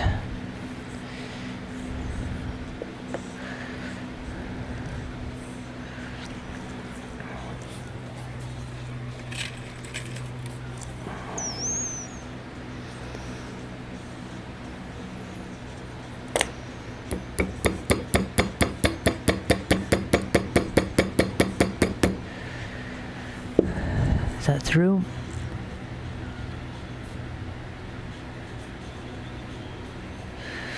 Just want to get my, where is it sitting? Right there. Okay.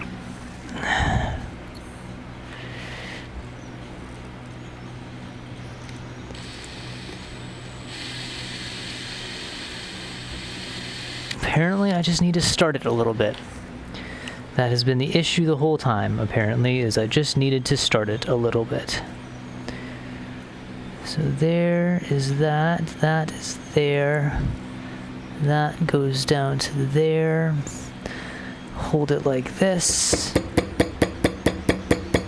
Hopefully that hole that we started is enough to channel it to where it needs to be. And we can, I think I bent it, nope.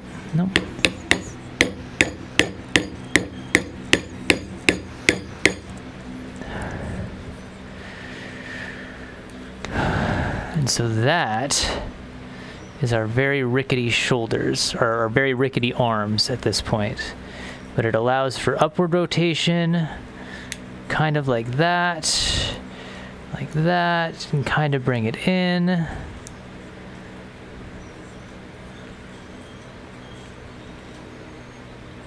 I can be happy with it. I can be happy with it.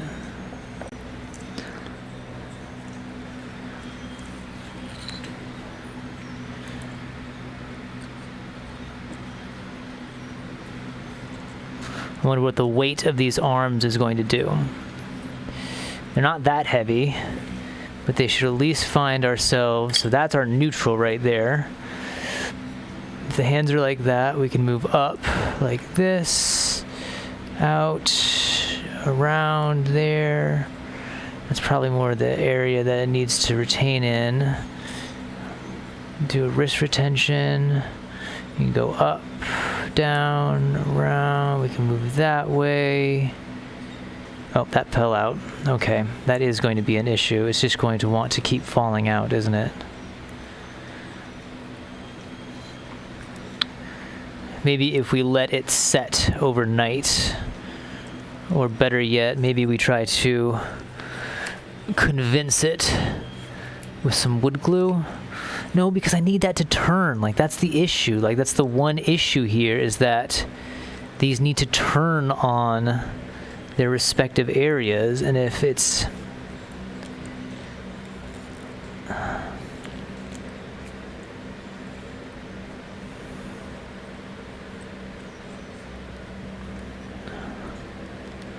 why did that one do better on that side than this one is doing better on this side? Is it because it has more rotation there? Come on, James, you're really getting lost in the sauce right now when it's basically working. What if we stick this one here? Do we still... Nope, it has to be somewhere around here, doesn't it? No, because then that's just really jacking it up for us for some reason. What if I put it in the back? Does that help? No, because then that limits it too far there. What if I go right there with it?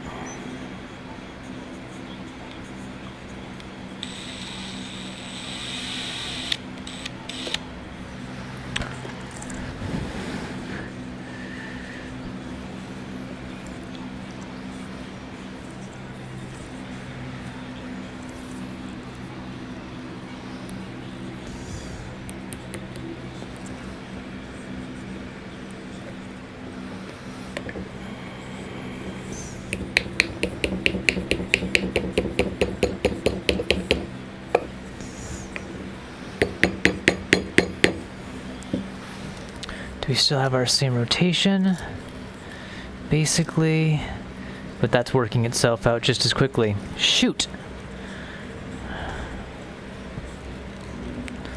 I can't think of another way that that's going to be able to retain itself in there. It's just going to keep falling out.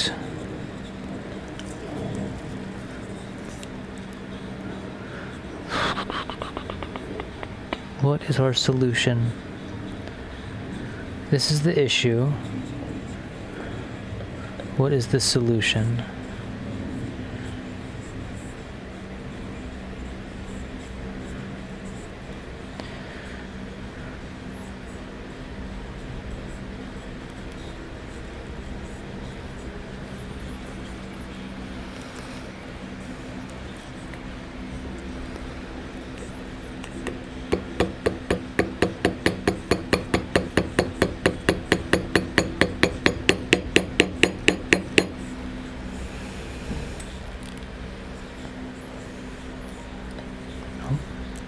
It's almost like there's too much torque on this piece, which is weird because this piece has the same kind of thing going for it, and it's not torquing itself out.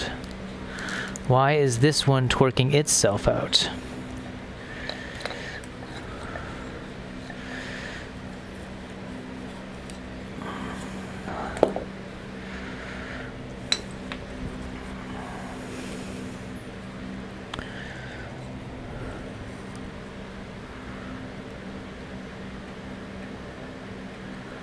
Is it because it was lower?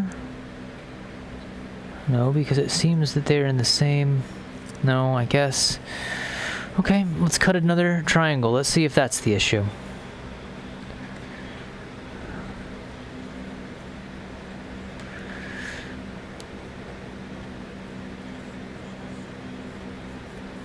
Maybe it's because my upholstery tack isn't rotating in the leather as it is in the other one.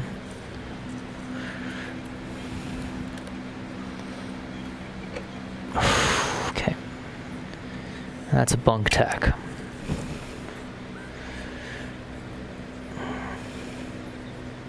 And maybe it's just too moist. Maybe I beat it down too hard and the tack itself can't rotate, and so it's rotating out of the part. Okay. That one doesn't matter. That one can stay like that. Let's remove this. Okay. Okay.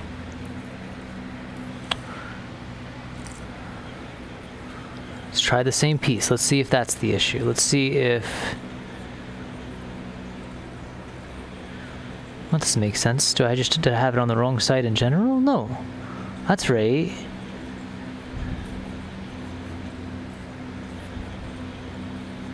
Yeah, like this. And so...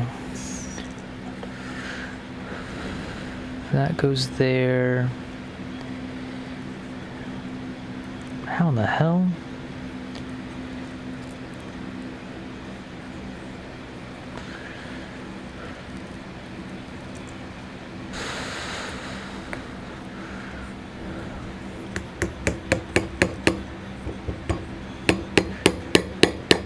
That one can be pinned hard. That one doesn't matter because that one doesn't actually serve as a rotation hinge. That one needs to remain solid. As with this, this needs to remain solid. This one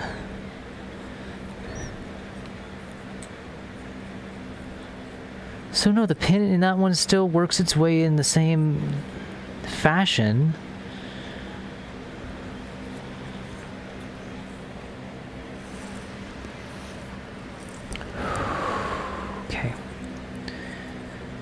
What is the solution, not the frustration? What is the solution and not the frustration?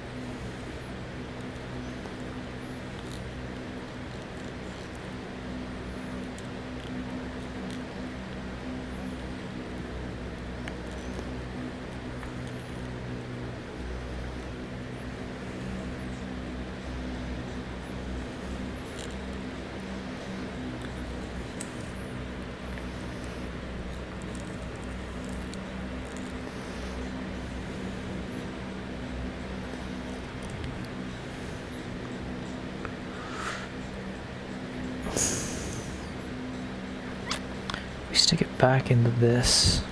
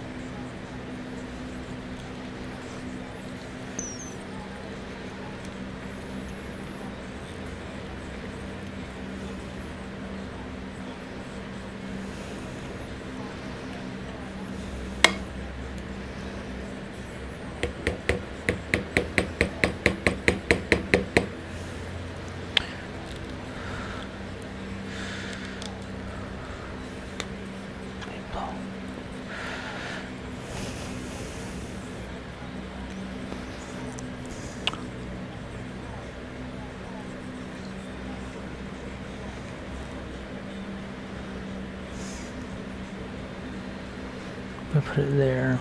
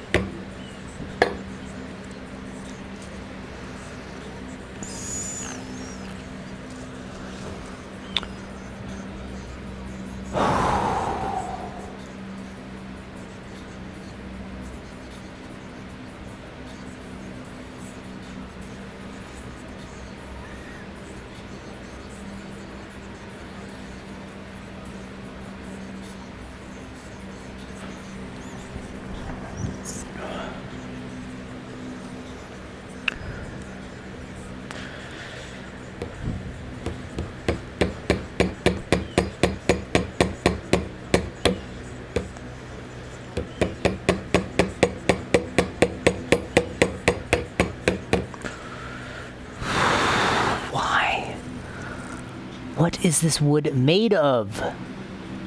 That it does not want to retain things.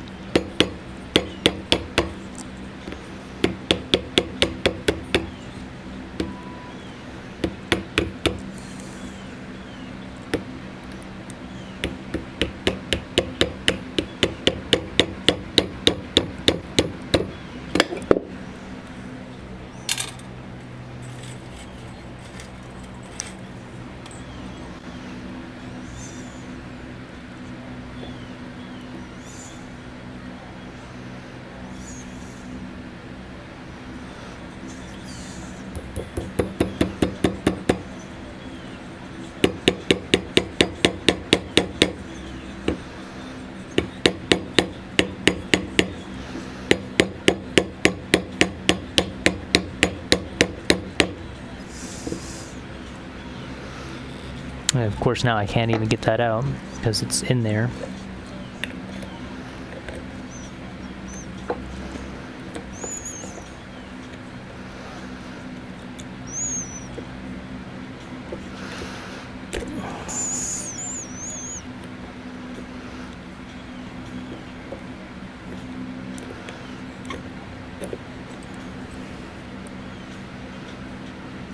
And now I assume, because I got it in there so good that time, now when I put it back in, it's going to be too damn loose, and it's going to pop right back out.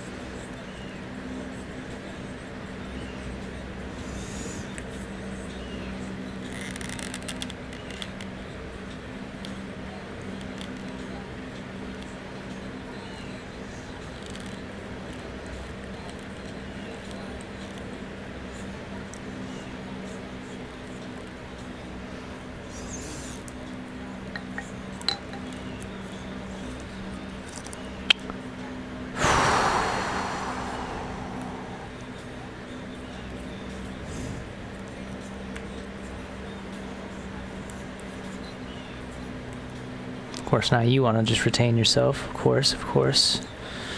This pin is screwed, so out it goes. Is this a bad pin? No.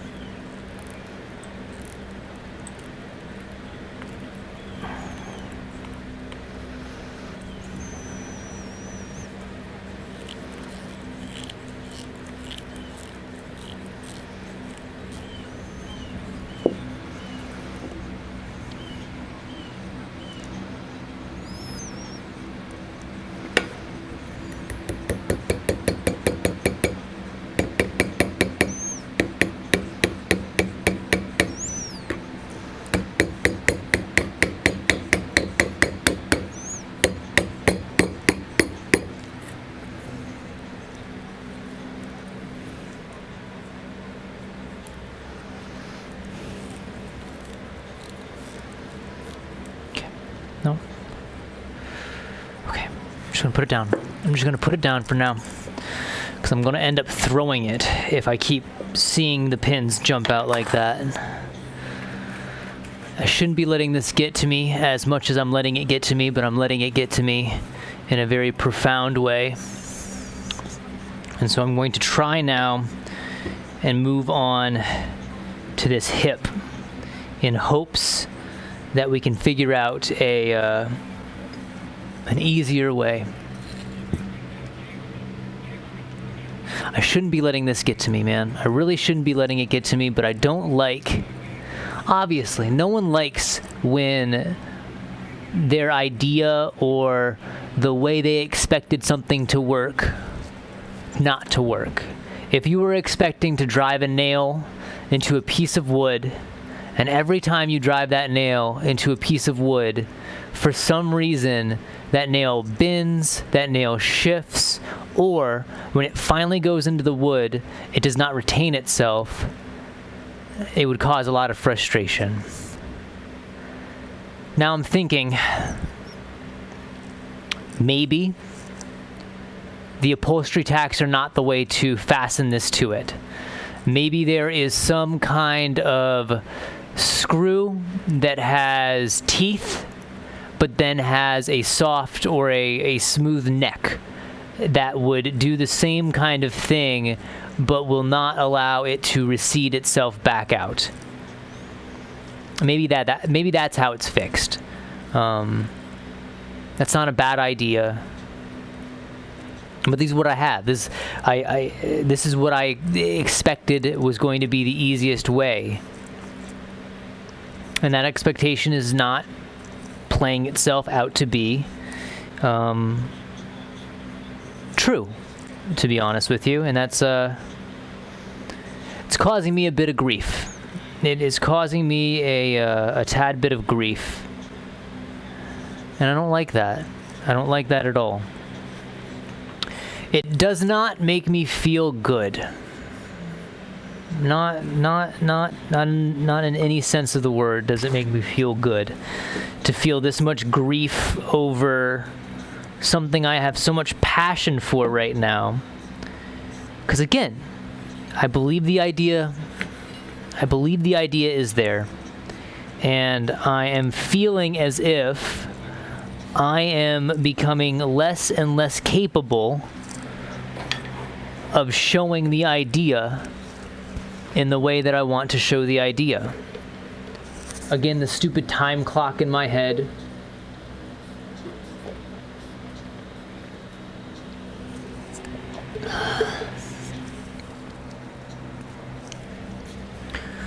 Forward push. Forward we push.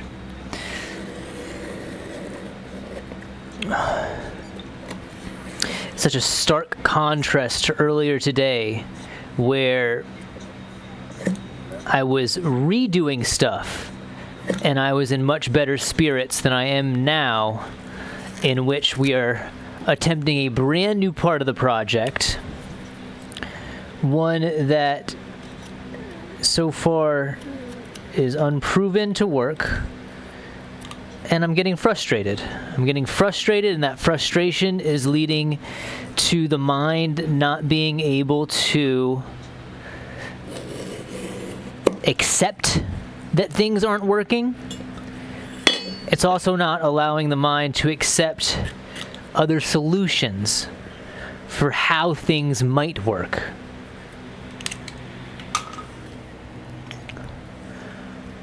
So I just need to calm down. I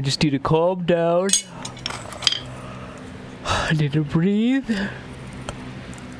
I need to realize that this is untested territory.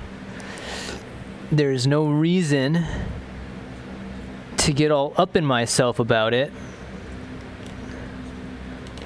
because it's not my job. It's not my job, even though in the absolute omission of what is and what I want it to be my job. I want this idea to work so that it would seem to be that I am a good choice to play the character in this fashion. There's no getting around that. That is the truth, and that is the want. That is the hope. That is the penultimate kind of thing right there, where, yes, I want this. And because I want this, because I think this idea is either how they're going to do it or how it could be ventured done, either or, it's just, I don't know how to better put it, honestly.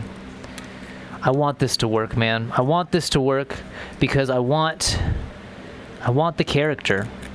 And that's not excessively rational. I can understand. But man, if I'm being truly and utterly honest, I hate every year finding a piece of media or entertainment and either having an idea about how a character could be done or a part of it could be done and then not being able to participate, or because I was just part of the month-to-month crowd, there was no prospect. I didn't pursue my acting in the way that I should have. I didn't do all the steps that are necessary, as some would say, and they would be mostly right. Instead of putting in the effort to be constantly auditioning, I chose to just continue to earn a wage instead. Because in my mind, that made more sense. In my mind, that was the good way of going about it, because I would much rather have fun and not worry about the money when it comes to something like this. I don't like the idea that I have to act or I have to create in some form in the theater or in some production. I don't like that needs to be how I gain my income, because if that is the way that it needs to be, if that is the only option for me as an artist, as an actor, as a person that makes things, then that means that I have to be one of those cats that is constantly on the lookout for every damn little job, and then it becomes a piranha frenzy, and I don't want to be part of that damn piranha frenzy. I don't find it healthy. I don't find it appealing. Because, and I experienced it a little bit while in college, to continually have to pour oneself into just the idea of an opportunity for something that you might not want to be a part of, but you have to be a part of because you made the choice. I made the choice. I'm going to be an actor. And so because I'm not getting the roles that I want, because I'm not getting, or because I want certain roles, well, the only way for me to continue to be an actor is I got to take commercials, or I got to take XY job, and it's not going to be fun, it's not going to be fulfilling. And then add that to the stress that is just daily life and trying to live it in the society that we all partake in, where every damn month you give a portion of your wage away to a place that you are paying, most likely, an exorbitant amount of money for. And in my case, every place that I've stayed, the amount that I'm paying, and I assume this is a commonality between everybody, because the rent situation is just obscene, man. Why in the world is it acceptable for someone to offer the lackluster, paltry, I'll use the word, absolute paltry apartment situations that are the commonality nowadays, for the amounts that they offer them for, and then you're supposed to be happy with it. You're supposed to spend $12,000, $15,000, $900,000, not nine, $15,000, $15,000, $1,500, $1,200, $900 to live in an apartment that then they don't do anything for you, and if they do something for you, it's at their convenience. I'm working myself up right now. I want to be an entertainer. I want to be an actor. It just seems so damn far out of reach, and a part of me feels like the only way that I am ever going to break in, at least in the way that my mind has always worked, is something like this. Something that proves that not only am I capable of creating a character, not only am I able to create a character, not only am I capable of expanding what it means to be a living human on the stage, on the screen, but I want to show that I have the ability, I have the brain, I have the thought, the design in the mind for something to be a little bit more than it is, a little bit different than it is. And maybe that's foolhardy. I went into this idea knowing that it's foolhardy, knowing that it's a true flash in the pan, most likely. And I shouldn't let stuff like this get to me, because there's always going to be another idea. I assume there's always going to be another idea because of all the ideas that I have just thrown to the wayside. But God, this seems like such a fun idea. This seems like such a fun chance. Because there's so much more to it too. Right now, I'm being flummoxed over a concept version of a more intense version of a puppet that is only one form of a character that has multiple forms that I want to play. And not only do I have an idea for this one form, I have an idea for another form, which would require an intense amount of R&D to figure out. And so I'm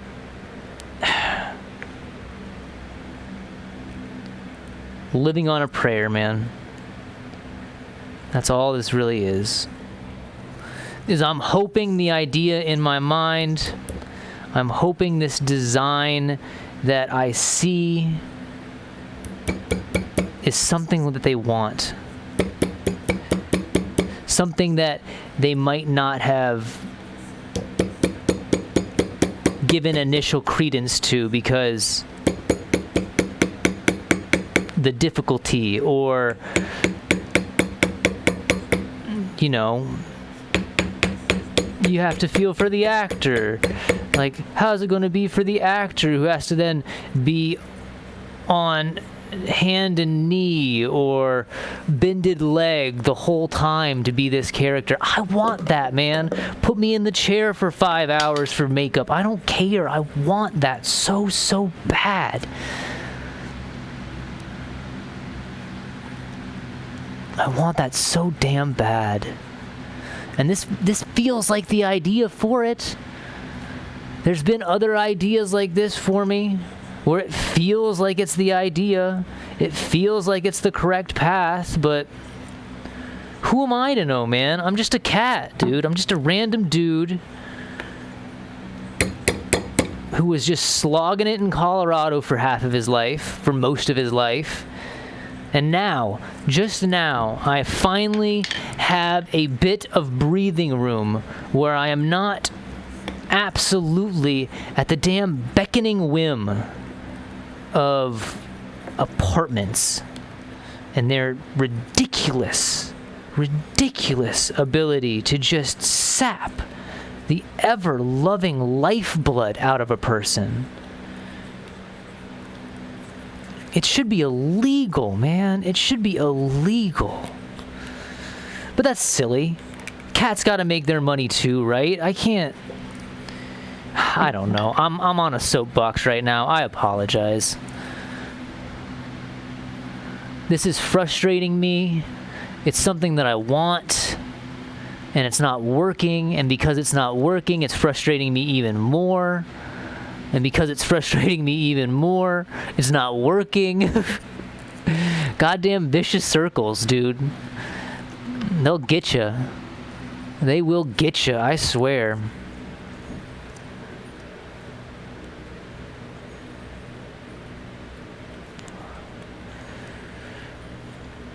And what?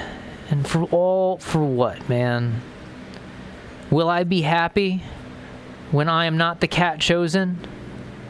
What will I do if they say, give us the better idea? Do I mainline Fusion? Do I mainline FreeCAD until I figure it out? Or is this really that Dunning-Kruger moment where you really have to step back and say, hey, James, maybe you ain't the artist. Maybe you ain't the actor. Go be a plumber. And that's not a dig on plumbers. That's literally... That is a choice that I have floated in my mind because everyone needs a plumber. We don't need more actors. We need plumbers. But god damn it, do I want to be an actor so frickin' bad.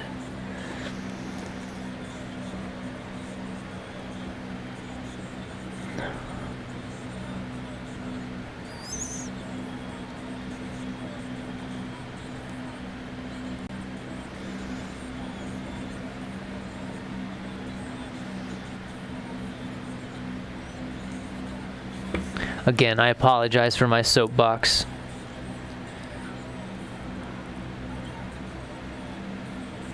Just sometimes, man, it really gets to you. It really gets to you. This whole art thing. How can these be ideas? How can these be ideas and only ideas? How can I live with these only being ideas?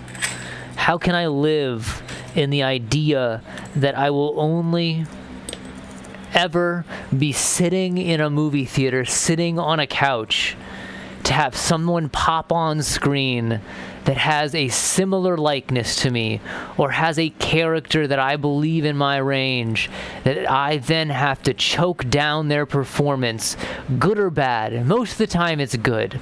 Most of the time all of these performances are grand and great and I can appreciate their art, but there's still a part of me that says, I should have been that cat, man. I should have been that dude. Oh, God. And it happens so freaking often. It happens at such a rate sometimes that there are moments where I just need to stop. I just need to stop watching anything that isn't animation or TV shows that are so far on past that there would have never been a chance for me to be a part of it. I think that's where anime was always a great escape. Because with anime, you can't sit there and be like, well, I could be him. No, you can't, because you're not a cartoon, bud. And sure, we could nitpick and say, oh, I could be the voice. But I've never really... I've never strived to be a voice actor. I like my voice. I can do fun things with my voice. but I've never wanted to voice act, or I've never thought of myself as the kind of cat to voice act.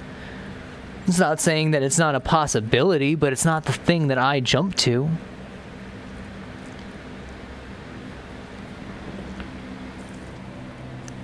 It's not the thing that I jump to. Or another example, when I finally found Farscape, after pining for so long for just another good sci-fi show that I could just get into. Because I had already done Doctor Who, already done Firefly, and the sci-fi show that in the most recent times had really, turned me on, had really gotten my juices wanting to watch more, was that of Killjoys on Sci-Fi. And that was a fantastic show. And even then, that was a fairly recent show, and a part of me even thought at that, I was like, oh, I could have played one of those cats. I could have been one of the dudes.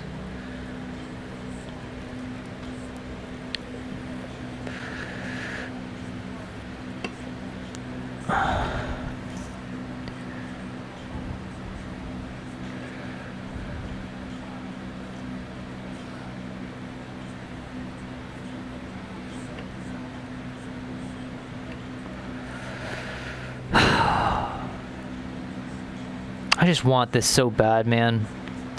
I just want this so bad.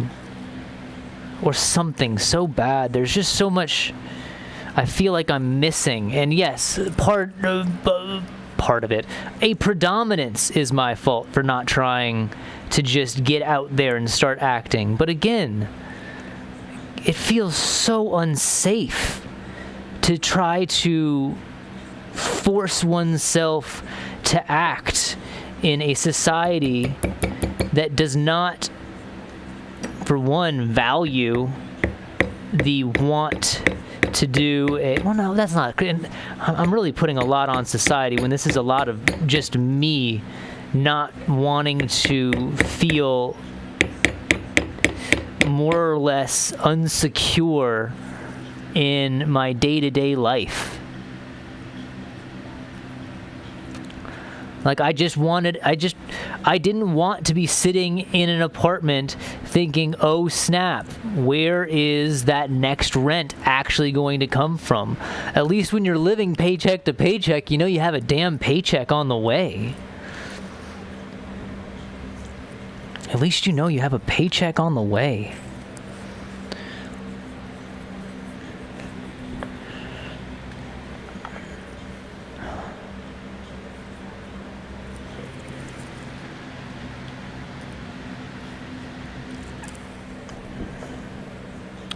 I just want something like this so bad, dude.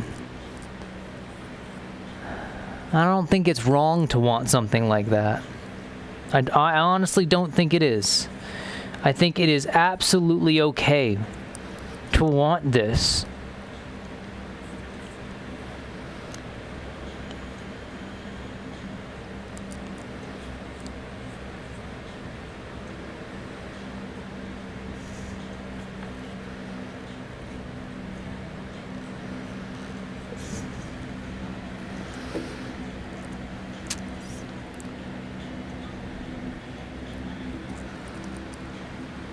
And I know the realities. I understand the realities of the situation. I really do. Anything can happen in a moment's notice, and all of this can be, in some ways, for naught. Hell, it could be that way right now, and because I have not checked to see an update on if someone has been cast or what the future of the show is. We know there's going to be a second season, thank God. At least that. We don't know when it's going to be.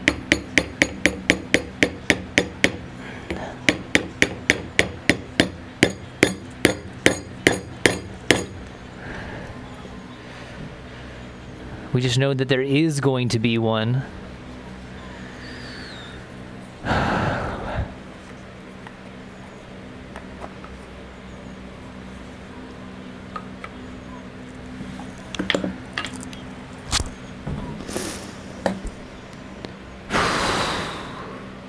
don't know why I'm working myself up like this. I guess I'm just real frustrated with this right now, with the whole concept of it right now, because it doesn't feel like it is particularly working in my favor, or I'm getting frustrated again because it's not working in my favor and I've created a time clock in my own head, or I'm getting frustrated because what my mind's eye showed is not what I am able to once again bring forth, as has been the issue in the past when it comes to ideas like this. But usually, and maybe because I don't usually get this far, maybe that's the issue now. Maybe that's the real crux in this particular situation.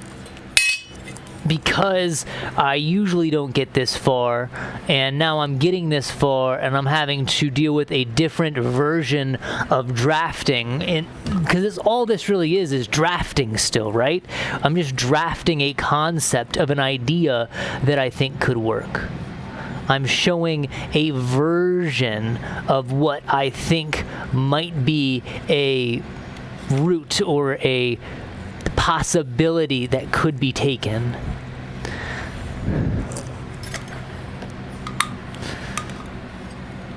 I don't think that's going to be big enough, that. I really should have measured that before I attached it.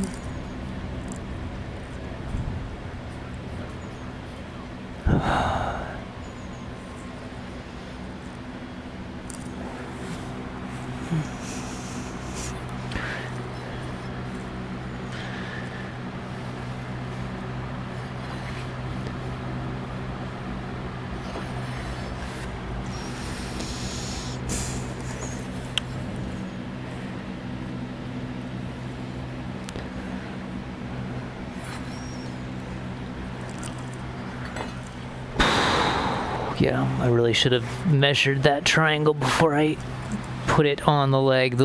That worked out real well. All this time where I'm soapboxing, and the leg joint worked real well.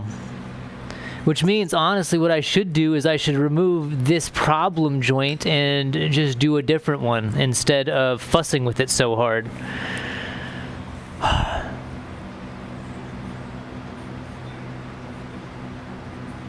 It's funny, because this is the same day last week that I had my moment of frustration in part 2.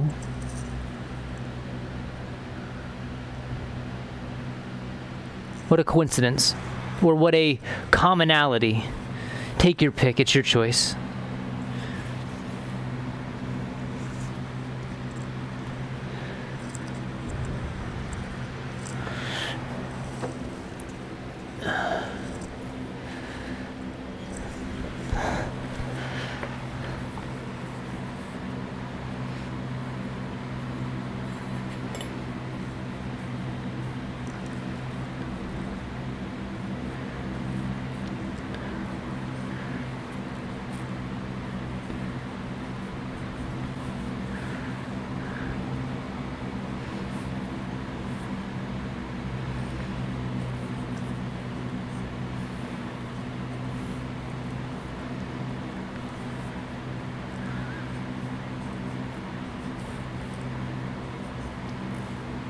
You know, what even a worse feeling is that I'm feeling. No, I'm not going to say that out loud. That's very self-defeating. That's very self-defeating.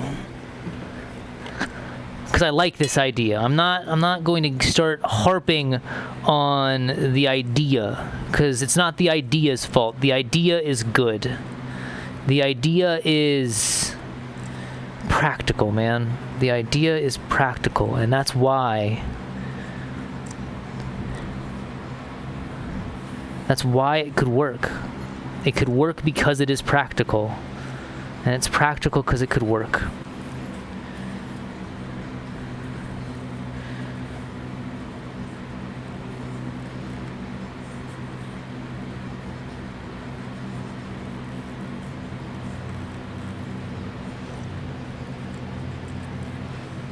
And I am so confused right now. How in the world did I make it? Like, obviously these weren't exact triangles, were they?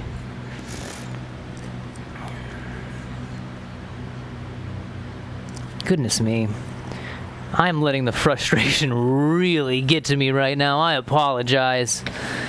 I think it's, a part of the whole process, sure, but goodness me, is it really getting my goat today?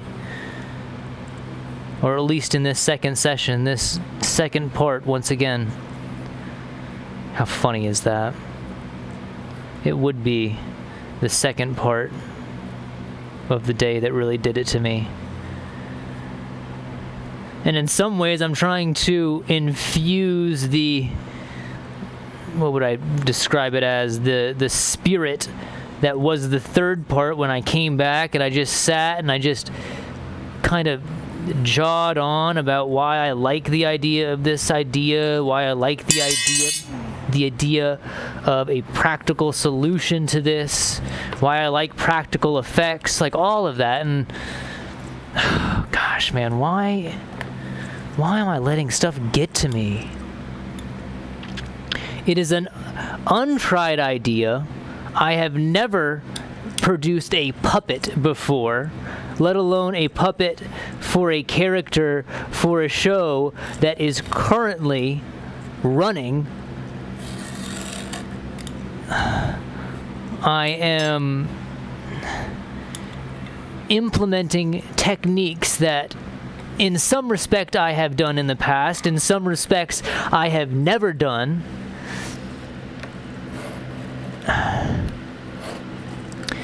And that it should also be said is that I have done this all in 20 some odd days, having the idea on the 7th, and then from the 7th to this point, moving halfway across the nation,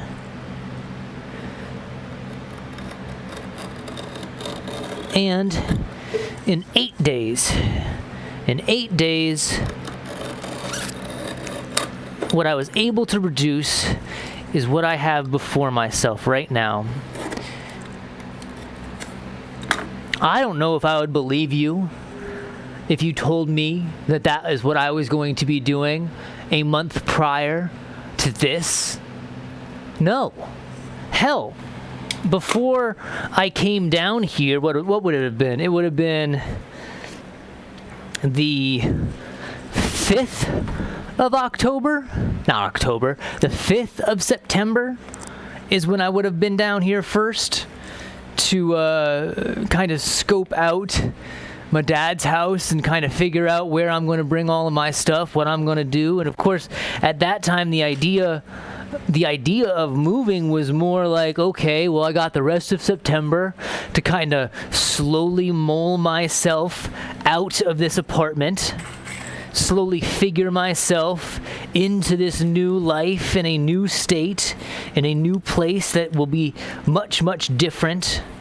I'll have many more opportunity about myself because though Denver is a consistently and constantly growing town, it's not really the town for entertainment as I really wished it to be.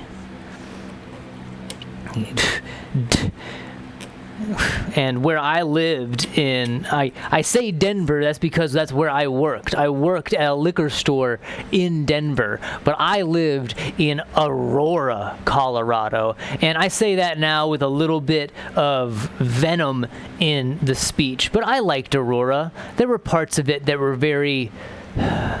You wish for more for it, and you see the betterment that could happen in a place like that. But there's also the bad side. There's also the anti-side.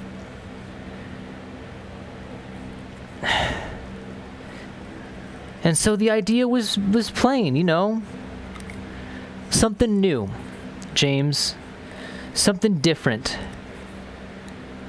Come down to Texas, relax a little bit, don't have to fret as much for rent At least not in the sense that we were before. Pay your half of the utility bills. Get a job within a few months. That was a simple idea. And then we watch One Piece, the live action version of One Piece. Something that I had been excited for when I saw that they were going to do it. Of course, tentative at first, knowing the unfortunate history of live action anime adaptations. But I saw the teaser trailer like everyone else did, and I saw, oh, it's going to possibly be good. Oh, it looks like there's more than a possibility that it could be good. And I forgot about it, man. I absolutely let it slip from my mind because the milieu of where I was living, how I was living, the next steps in my life on how it was going to occur, I forgot about it. That little chunk of nostalgia for me, those little moments in the past, little moments considering all the episodes that it takes to get to the point that I was at, but remembering how much One Piece at that moment meant for me was so big. And then randomly, Dad of all cats saying, "Hey, have you heard of this show?" And he refers to it in some other way, One Pieces or Luffy, or, you know, how a dad would. And we watched it, man. And I loved it. 3 episodes, that's all it took. And then I was back in Colorado. I was back in Aurora. I was back in my little apartment that cost way too much for the area that it was in. Dealing with the unfortunalities of that area. The screaming and hollering of the neighbors as they get into another fight. The unnecessarily low altitude fireworks. The gunshots. Needles, chop shops, dumpsters that are never able to be used as dumpsters because they have already been filled with someone else's crap. The myriad, dude. The absolute myriad of the worst parts of the area where I lived were right there to greet me as soon as I arrived home.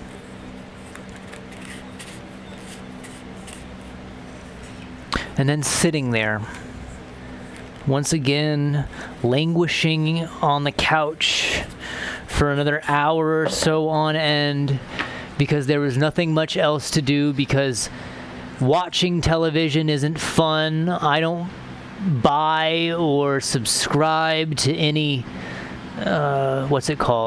streaming services because of the cost, because why throw another tacked on issue on? I don't play video games as much anymore because I feel like I'm wasting what I should be doing when I'm playing them. I don't do anything else because I'm just stuck in not doing. And then I start looking stuff up. I start looking for people's reactions for One Piece because in some ways, like many others, I assume I want to validate how I felt about the show. Because yes, in those 3 episodes, there were a few things where you're kind of like, they could have done better. They could have approached this in a more canonical fashion, or they skipped this, they went over this. But for the most part, man, I was enamored with what they were able to produce. And it seemed that most other people were. And that's when it happened. because I had only watched 3 episodes, and then I started looking into, or not looking in, you start seeing thumbnails and people's posts about Fishmen, about Arlong's size compared to Arlong's size in the anime, in the manga, and people kind of complaining about size, and then people also saying, yeah, but we'd rather have it this way than that way. Number 1 for weeks. Number 1, no, not weeks at that point, I guess. Number 1 in the US, and I think other places as well. It was up there, man. People were digging on One Piece for sure. Absolutely they were.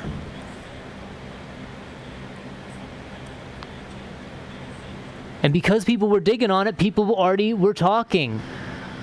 Season 2. What's going to happen in Season 2? And I get, and now that I'm back down in Texas, now that I have access to streaming services once again, because that's just how my dad does his entertainment, I've been able to watch more. What am I up to? I think we just got done with the Baratier arc. I think Nami just left, and I think they're going to go rescue Nami. But from what I heard, or what I've read, or what I've kind of seen, it seems that they are leaving off at Log Town. They're leaving off with Smoker. And so people were like, Season 2, where are they going? Where are they going to get to? Are they going to get all the way through Alabasta? And as soon as you think Alabasta, you think about, I can't remember the name of the actual arc itself, but you got the Giants. Is that when the Millennium Dragons are too? Does it go Logtown, Millennium Dragons, Giants, and then on, like, with the Giants, there's also the Baroquel? How's it go? Logtown, Grand Line. Why can't I remember the name of the whale? The whale. I think. Why am I putting the Millennium Dragons too far in? Besides the fact, you're gonna get sick Nami, right? Sorry, spoiler. You're going to get sick Nami. You're going to get sick Nami because then you have to go to Drum Island. You have to go to Drum Island so that Nami can be cured. Nami gets cured by Dr. Kureha. Dr. Kureha is Chopper's mom at that point. She calls him his pet. But those tears, man. Those tears at the end of that arc. I've had pet tears before. And those might be pet tears, but she loved Chopper, man. She absolutely loved Chopper. Because in some ways, I feel like Dr. Kureha had a real soft spot for Dr. Heerlook's want to help, even though he was a real bad doctor. But this is all besides the point, because that then dawned on me. Chopper. Tony Chopper, the doctor of the Straw Hat Pirates. And the first thing that came to my mind is, oh no. What are they going to do? Because it had already come out that they had spent a whole arm and a leg, damn near half body, on the first season. Alone. So where does that put them, right? Sure, Netflix re-ups it for a bigger budget because they were so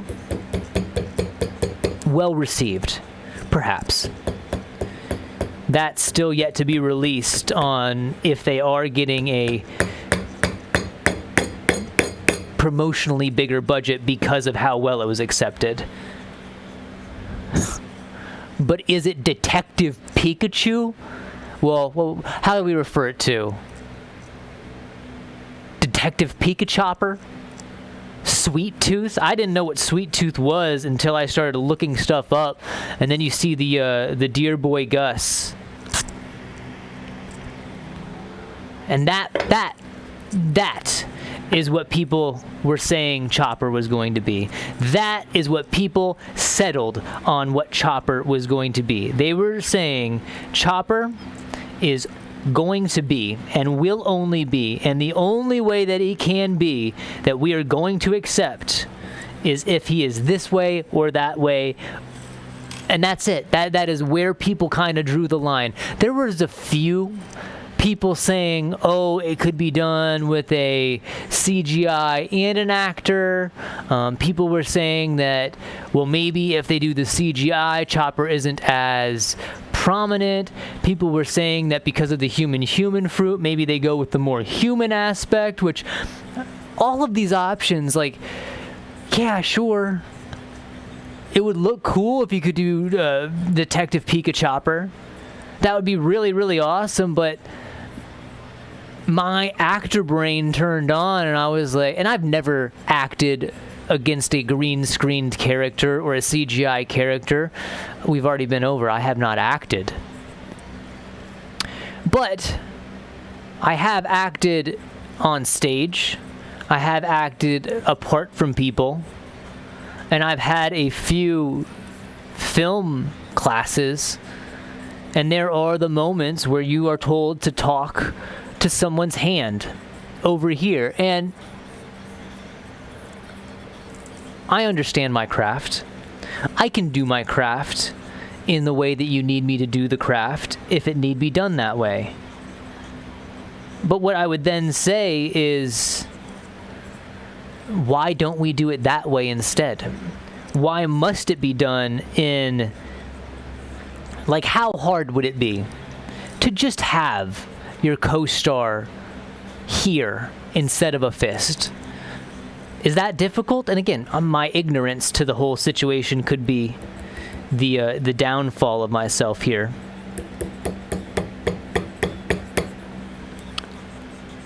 And so right away when I heard that Detective Pikachu was what people were pining after, and there was the few really cute CGI versions that people were spreading around of the Pikachu kind of concept, and people were like, yeah, that's what we want to see, that's it. But then it started to become more of a reality to people. Detective Pikachu was in the $100 million budget, I believe, somewhere in there, if not more. It did not make that back in America. And luckily, a worldwide release, I think it might have doubled, if not tripled it. But that's a bet. That is a heap of a bet. I cannot imagine being a studio making that bet and feeling good about it. And so you had Detective Pikachu.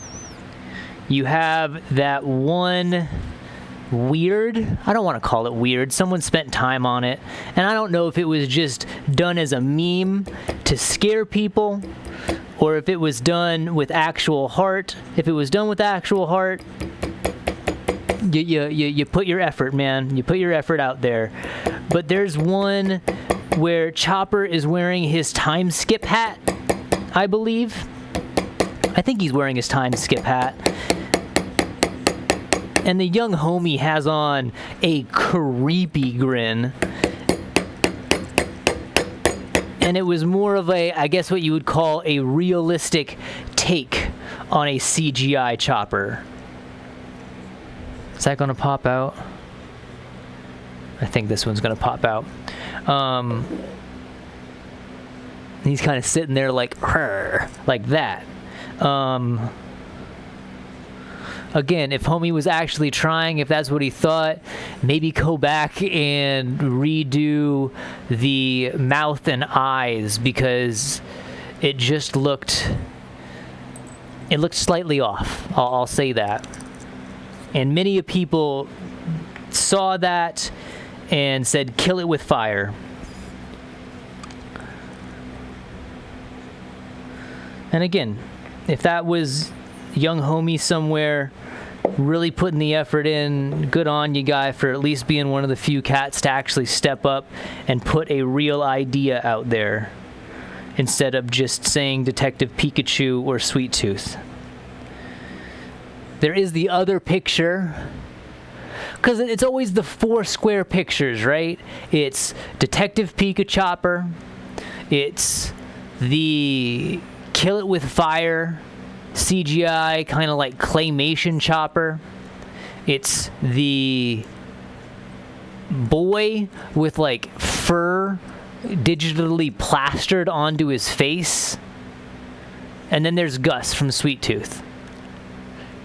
Those are the 4 that people put out. And of those 4, 3 were things that people produced.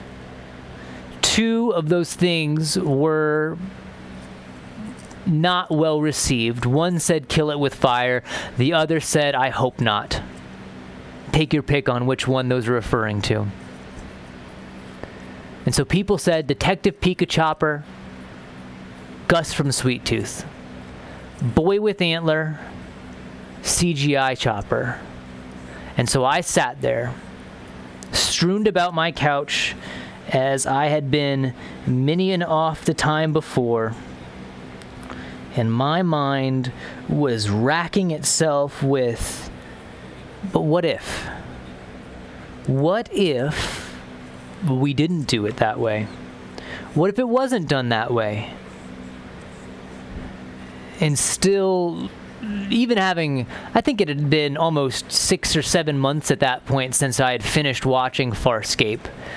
But still, the beating essence of it was there for me, man. It was the practical effects of Rigel, I guess, is one of the first ones that popped into the mind, because Rigel is a character, a puppet, that is in almost every single scene. He always has a place on Moya that he can be manipulated from. And so I started looking it up.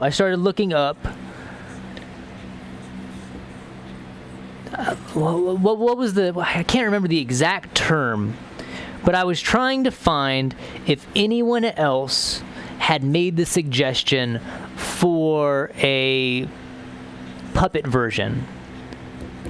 But it seemed that once people had decided that Pikachu or Gus was the option and the answer,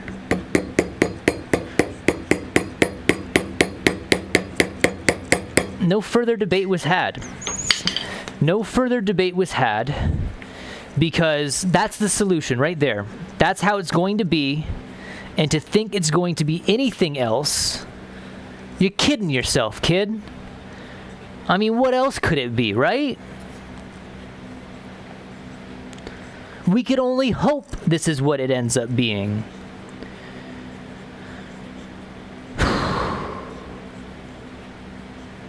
And then it struck me. It really, really did. It hit me quite hard. Because it was just it was a simple idea. Because it always starts as a simple idea before the idea then expands into what it then becomes. I remembered back to a 7th grade project that I did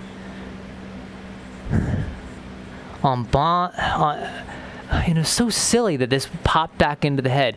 It was a project on Bunraku theater, the Japanese art of theater puppetry. And maybe I looked up puppet. Maybe I thought Jim Henson Company. Maybe I thought Farscape, Dark Crystal, Labyrinth. But then I thought Bunraku. And that shifted everything right there, because the distinction between those is with most of the Henson cats, most of your normal Muppet kind of characters, it really is what we're kind of putting together right now. It is that stick and rod, and we're going to hide you in a crate. And hide me in a crate in the regular Bunraku idea, because that could still work.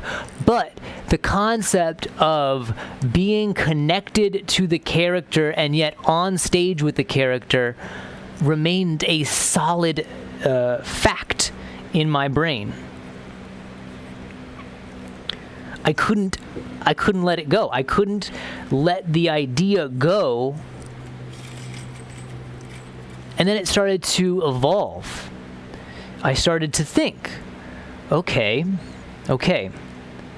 Bunraku. Well, would you have then a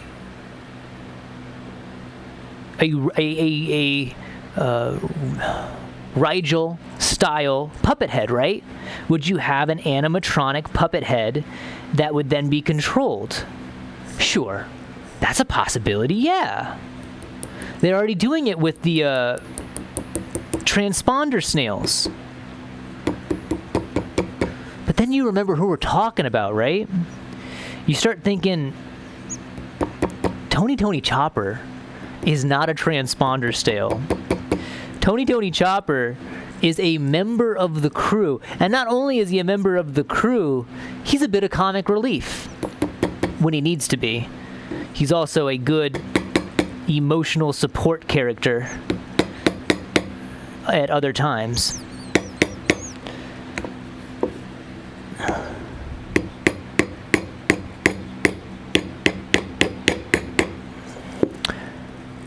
And so I thought, okay, you can't do Rigel.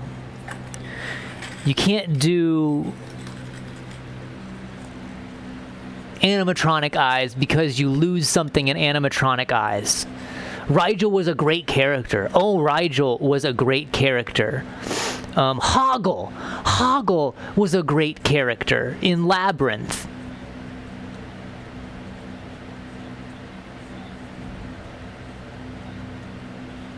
And so, I have this in my head. I have Rigel, I have Ogle, I have Bunraku in my head. And then I started thinking,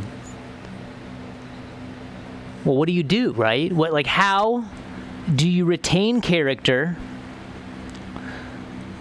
but retain size, retain the ability for the forms to then be switched? Because, yeah, you go with Gus.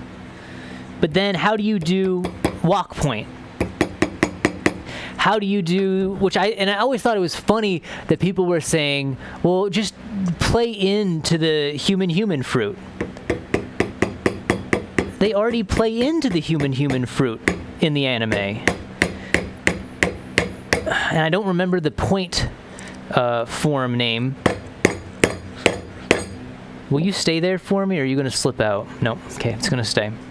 I can never remember the point form name to the bulky version of him, but the bulky version, the big version of Chopper, not Monster Chopper, mind, and not Jump. Well, no, because Jump Point Chopper is the combination between.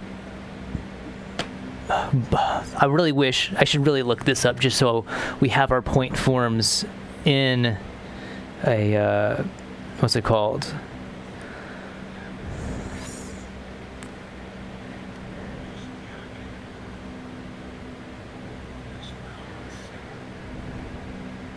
Chopper point forms. Okay, so we're working on Brainpoint right now, or I guess some people call it mascot, some people call it other things. So I think, yeah, I refer to it as Brainpoint. Jump Point is the one where his legs are still deer legs, but his hands are hands. But his face is still deer face. Guard Point is Fluff Point. which, again, I think that would be... Because if you go with the brain point in this, where you're already using the actor's head, you just put him in the zoom ball, or the zom ball, whatever it's called. Walk point, that was the... So the idea for walk point came very, very close, hand in hand, after I figured out that the puppet was a good idea. Horn point, I don't think we're going to get to the time skip where horn point becomes a part. Heavy point, that's time skip. Arm point, I don't think that's what we're referring to. We're definitely not getting to kung fu point. I guess arm point is what I'm looking at here. So the human version of Chopper for me is it heavy point? Is that what they call? Hybrid point is brain point. Horn point is time skip. Guard point is fluff point. Arm point. So they must be considering that arm point. Jump point is monster point. So I guess arm point is what I think human point is for Chopper. That is his human form, because not only does he have hands, but he has the one-piece neck ears in that version. And when he is in brain point, he doesn't have that. He has hooves, and he has antlers, and he has his deer ears. But when he's in arm point, this is all besides the point, because, again, what I was saying is that people were saying that, double down on human point. Double down on making him more human, and then we'll figure out the other points. But, again, that didn't sit right with me. That didn't sit correct in the sense that we're just going to remove all of the fun, all of the imagination that is Chopper's point forms in that kind of scenario. Because if you do go with the Gus idea and you just put antlers on the lad, you do get the character interaction that I want, where you have someone talking to the character. But then what are you going to do for walk point? Are you just going to CGI a regular deer in there with a hat on? That seemed a little bit silly. And then what are you going to do for arm point? If you're going to go in the same idea that you have a young boy and then you just get a bigger individual to do arm point, then why are we doing a human version of Chopper in that sense? And so my mind was clicking. My mind was going full tilt. It was saying, well, don't change Chopper then, right? Don't change how Chopper looks. Don't make Chopper human. Keep Chopper Chopper. Or if anything, make Chopper more reindeer-like. He chooses to be in brain point when he could be in arm point all he wants. He could be walking around on 2 feet consistently and constantly if he so choosed. But he doesn't. He likes brain point. He likes his little tiny stature. He likes that version of himself. And I believe there's reasons for it. The reason Chopper doesn't just continually walk around in arm point, for the most part, one, he likes being in brain point. I think he feels more comfortable as a character in that version of himself. But when he tried to be a human and tried to go to the folks of Drum Kingdom, they shunned him in that form. When he tried to go back to his herd in Walk Point, they shunned him in that version. They basically almost killed him, broke an antler.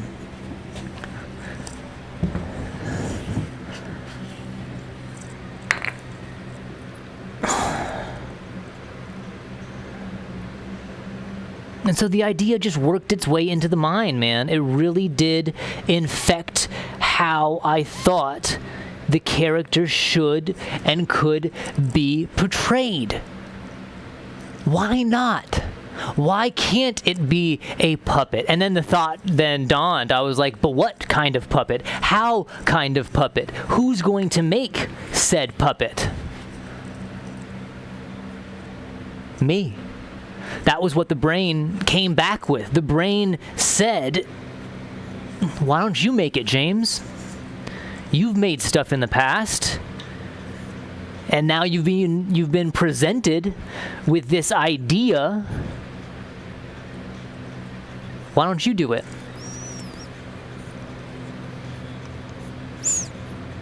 Another idea, right? Another idea in the head, and the mind, tried to forget. The mind was like, impossibility. They're going to go with Detective Pika-Chopper. That is what they're going to do. There's no other option. That's what people want. They want Detective Pika-Chopper. But then the idea kept panging on itself, because once the idea is there, once that idea expands inside the mind, it can't stop. It can't stop but continually build upon itself. And lo and behold, I can't stop pulling on the string to figure out, how would it be done this way? That's how that's how I led myself to the idea of the harness for walk point. Because I already thought, okay, you could do, sure, James, yeah. You could build a puppet. You could build a puppet, and you could be the head for Tony Topper. Sure. Yeah, but what about walk point?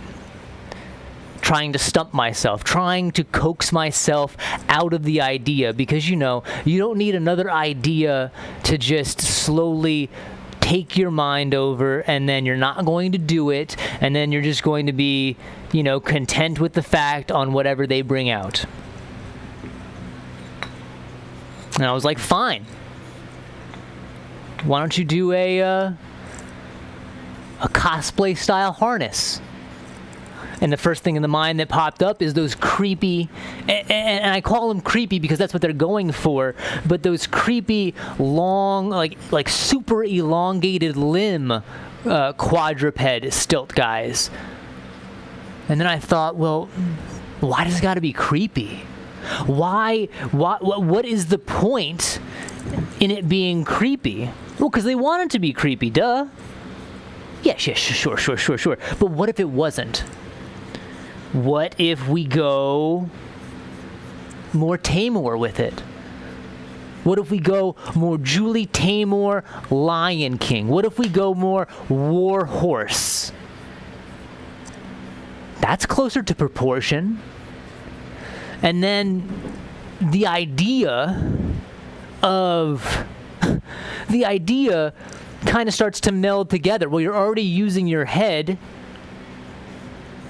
and so why you wouldn't need to have an animatronic deer head if you put yourself in there correctly. If you get the limbs to match up, your arms could match up with the upper part of the arms. The lower part of the arms could be half of the deer lower part of the arms, and then the hands could somehow work how those work, because the mind's already playing with the idea of a string tension complex where you're using different tensions and springs and positions of where the hands might be, or in the context of the puppets, the fingers might be, but in the walk point, it would be the hands, it would be the wrists, it would be the ankles controlling the aft and cant of where those limbs fall.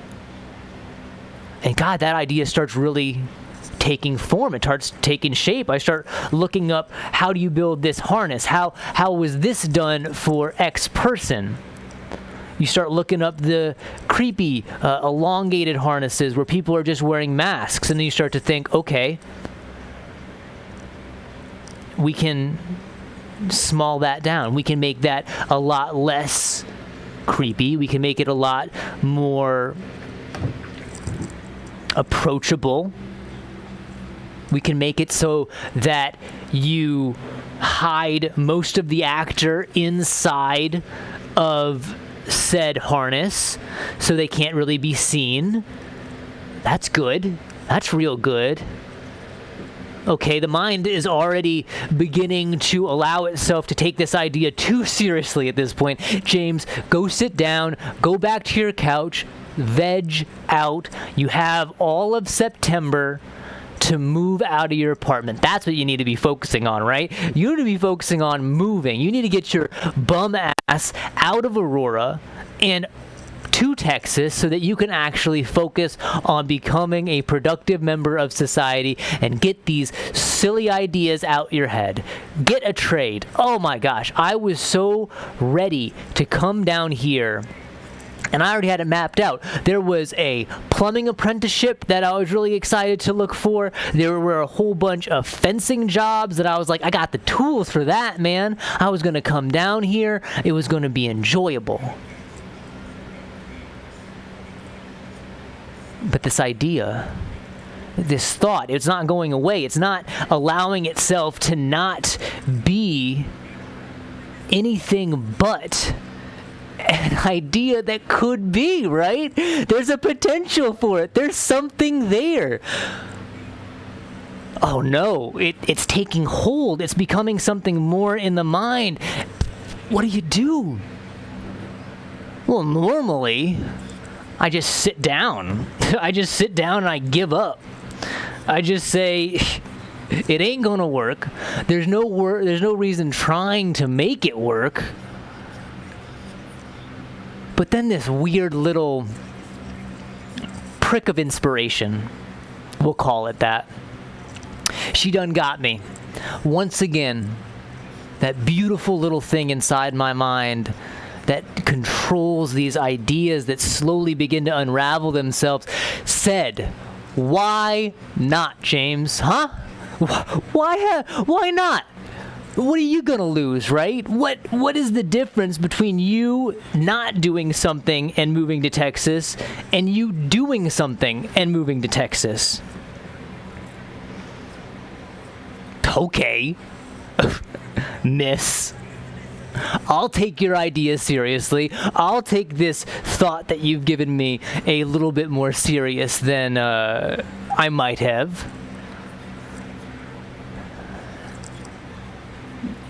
And then it really starts taking effect. Well, could I be Chopper? Why not, right? If you're going to attach yourself to a puppet, why wouldn't you at least want to try to be a character, right? I'm an actor. I can be a character actor. There's no reason that I can't be a character. I can be a damn character. Hell, if you put the makeup on me, I can be a character. That's not hard. I can be a damn character. Well, then I started thinking, well, what Chopper? What is Chopper? Chopper is almost a voice. So you soften your voice a little bit. You make it a little bit more high pitched. You had some frantic nature to it because he's a deer. Because he's always worried about something or someone not seeing him, or maybe they are seeing him, so he has to hide badly. Okay. Okay, the idea is taking shape. The idea is moving past the point of, oh, it could be a good idea. And so I'm laying there, contemplating this out. And then it strikes me, why not give it a shot, right? Why not throw effort into it? We never throw effort into anything, James. We never really do. Only times that we do, we get to a point of we're drafting it. We're trying to write down the exact issue that is happening. And because as soon as that pencil touches the paper, we find ourselves kind of at the beckoning whim of my inability to draw, my inability to draft well.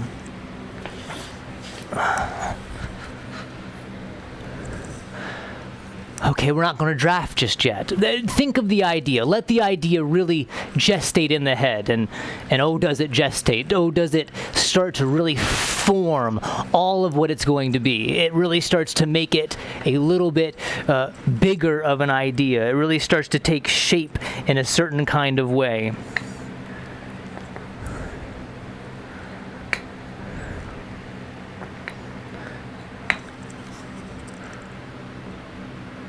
And then, like, this is all happening within a single night.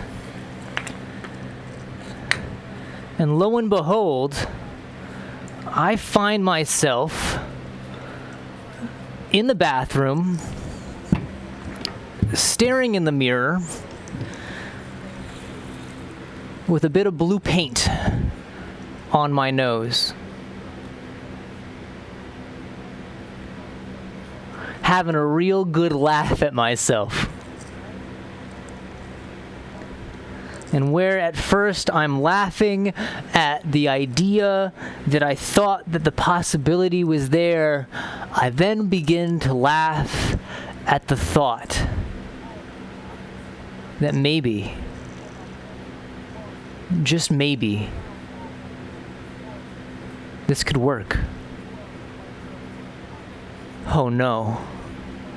Oh no, I've admitted to myself that it could work. I've admitted to myself that there might be a chance. I let that devilish little thing, hope, once again enter my heart, and that actor spirit, that artist intent, the willingness to make, then arises itself once more.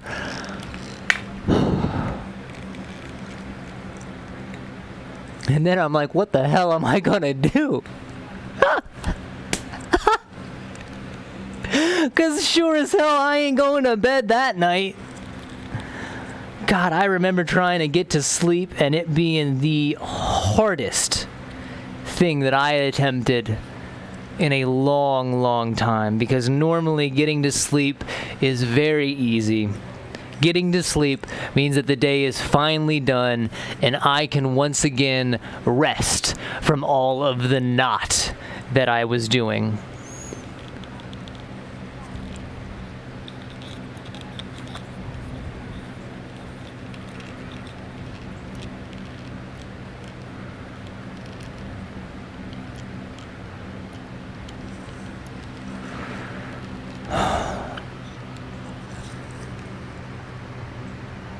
And then I wake up the next day. And the idea is still there. It is still in full force. And I don't know what to do with it. I'm too scared to start drafting again in case it perhaps kills the idea as it so has had in the past. I am almost stock still in the possibility that, oh no, I've let the hope get into my heart. I've let the possibility of the possibility reach me. Well, it's probably already done, right? They probably already chose Detective Pika-Chopper. They probably already have cast Gus as the chopper that they're going to do. They got the prosthetics already ready.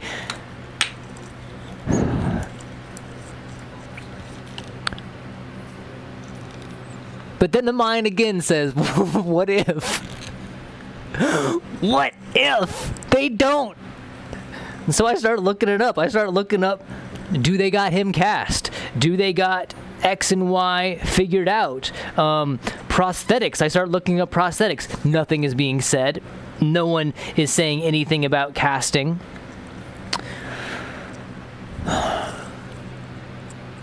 Okay, the idea can continue on. Another day, the idea can continue on a little bit more than it did before. A little bit farther than I let it go. Well, then what am I going to do, right? Well, I have this idea. I have this idea.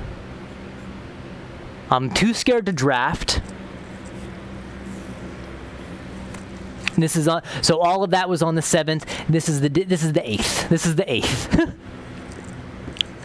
I think on the 8th, I did nothing but fret and giggle to myself as more of these ideas began to disclose themselves. More intricate versions of the string theory complex begins to kind of show what it wants to do, how the orientation would affect the front and back limbs of the deer point.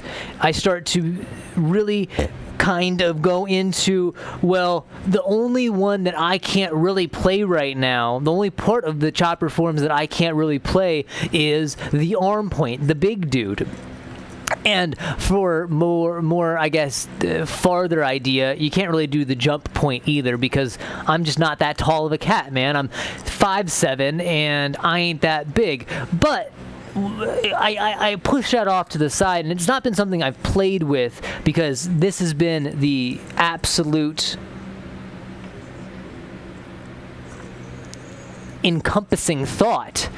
But for jump point, all I would really have to do is I would take a version of that same stilt, and then all they would have to do is maybe bulk up my shoulders, and then with the stilt and the shoulders, I could possibly pull off the jump point. Why not? You use the same muzzle that you use for the walk point on the jump point. I could do the jump point. I could do the brain point, the walk point, and the jump point, and then for the arm point, we get a cat that has a similar face shape as me. While in makeup, we get a person that is much larger, and they take that version of that form. That was the 8th day. And then day 9 comes around. Day 9 comes around. The idea is still fervently in the head. It's not going anywhere. The mind is screaming, start drawing something, James, but all while I'm saying, no, we're not going to kill the idea by seeing how crappily I draw. Well, then what are you going to do, dude? Huh? The hell are you going to do? I have an idea. No one's been cast yet. Well, what if I get my name out there? What if I get the idea of my idea and my name as an actor out there into the ether, the vibe, man? Put it out there into the vibe. Well, how do you do that? I don't know. For the most part, these ideas, when I've tried to put attempts on them, I get myself a YouTube channel started. I start doing live streams right off the bat. I don't make any videos. I just do live streams trying to kind of work myself up into starting the idea. And when those are put together, it's always not my name. It's always some alias, some closity to my name, because I'm insecure in the fact that, well, if it fails, then it's not really attached to my name. No, not this idea. No, not on the 9th. Not on the 9th. I'm like, well, it has to be me, man. I'm an actor. I have to use my name. I have to. Okay. I'll write an open letter.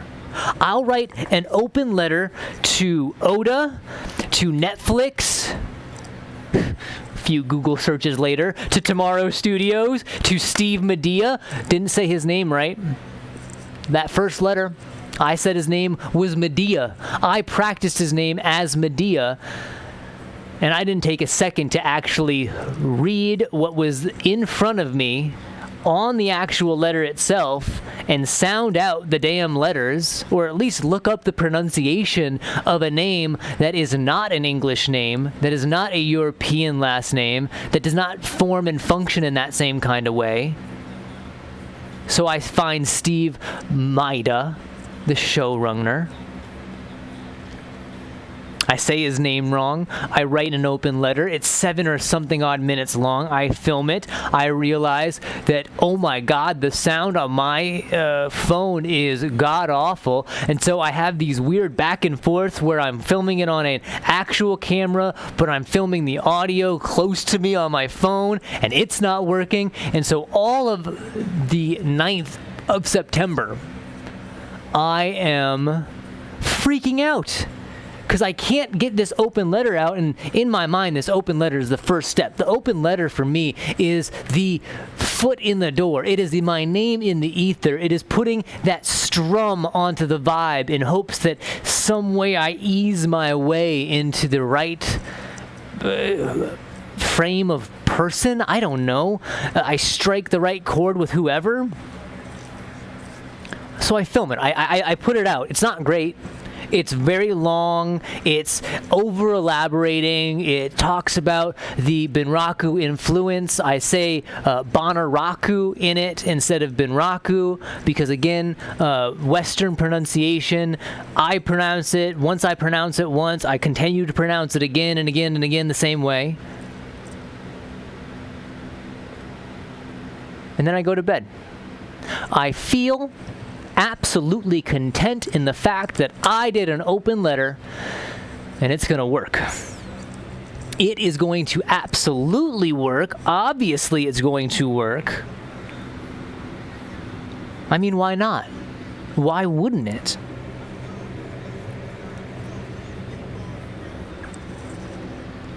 And so I wake up the next day.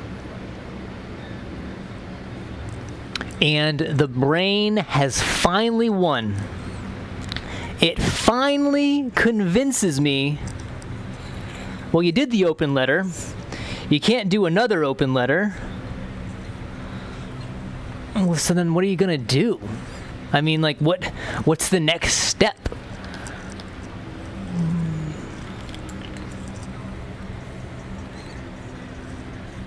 What just fell out? I heard something fall. Oh, it was a pin, wasn't it?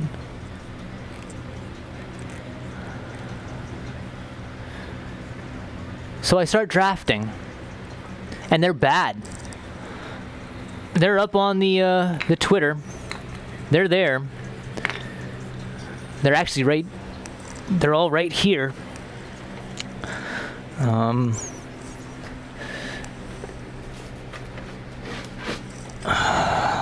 They're all right here. Every last little piece of drafting from the first part. What was the first one we did? I think the first one we did 9-10. Yeah. 9-10 was the first one. And it is bad. It is absolute scribble. It is overladen with information, and it is in the kind of strange limbo area where I'm trying to rationalize a string tension concept, string tension complex. I hadn't even named it at that point, but it eventually gets a name. And then over the next few days, I start really pushing past the fact that my drafts suck. I start pushing past the fact that I can't really draw that well. And I just keep trying. I just keep attempting to figure out how. How do I make it so that the idea is interpreted off of these? And so I keep going. I keep drafting, even though it's bad, even though it's freaking me out that I'm doing, once again, bad drafting.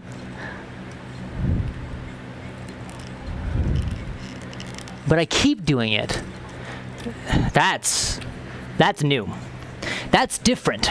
I don't continue to draft once it gets bad. I have one bad draft session that kills the idea. And then once the idea is dead, it's dead, and thank God, get that damn thing, hope, out the heart. It's a sickness, isn't it?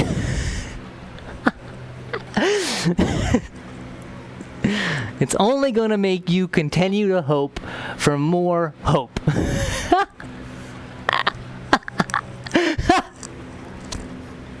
But no. No. I keep going. I keep drawing. And I don't stop there. I draw more for Walk Point. I draw more, and I'm going to get the cat's name wrong, but for Vivi's duck, is it Kuro? I can never get it right.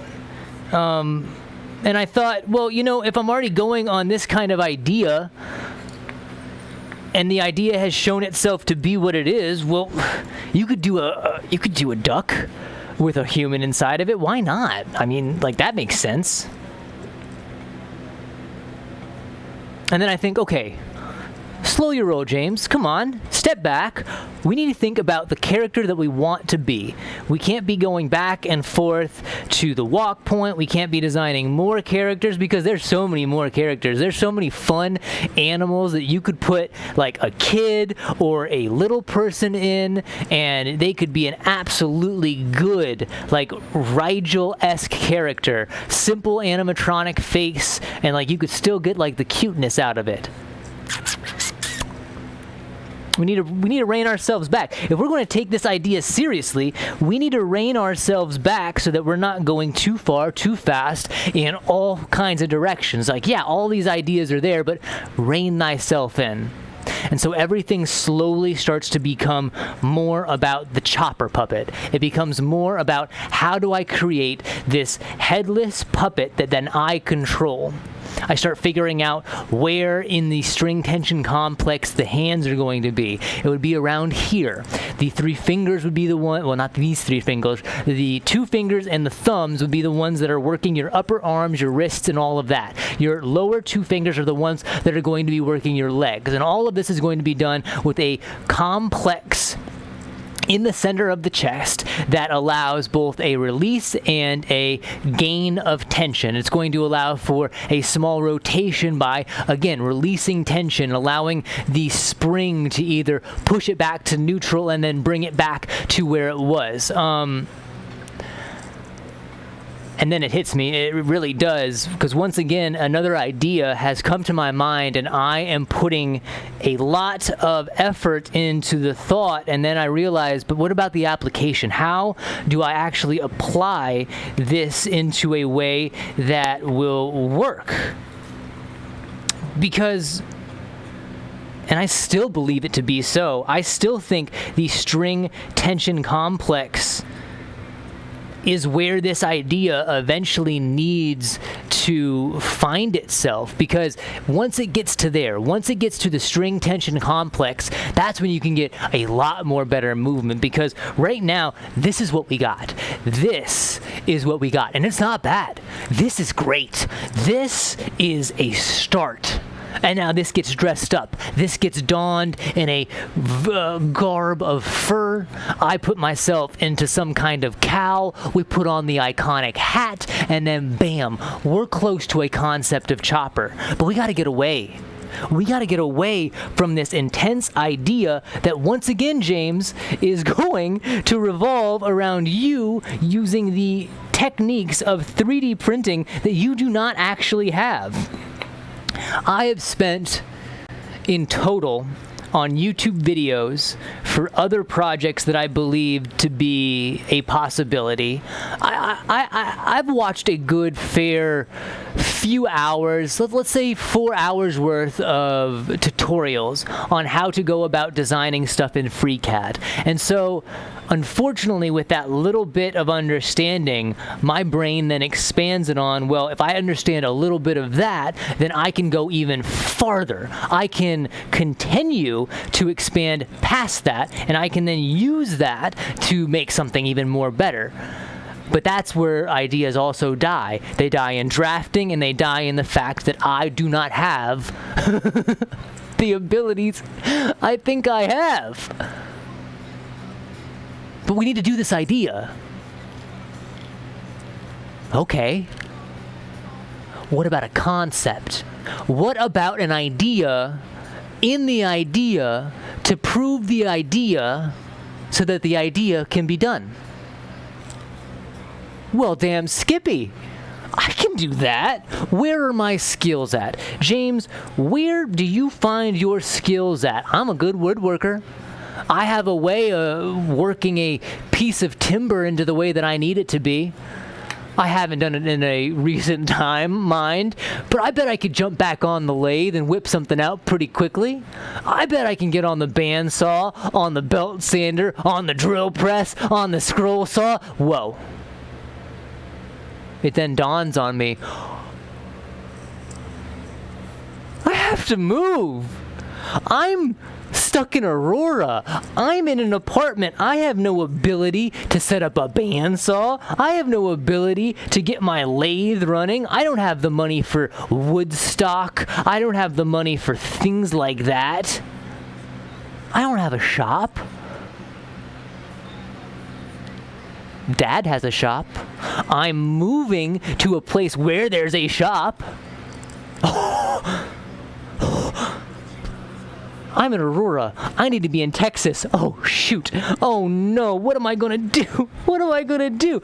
Let's kick it into high gear. Let's start just purging thyself of all of the weighted things that you need not. Let us only choose the very specific tools that will come with us, that will serve the exact distinction that need be served, and nothing farther than that, actually.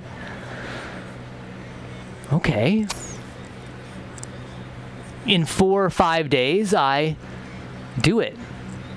A individual, myself, who is absolutely, positively just repulsed by the idea of moving.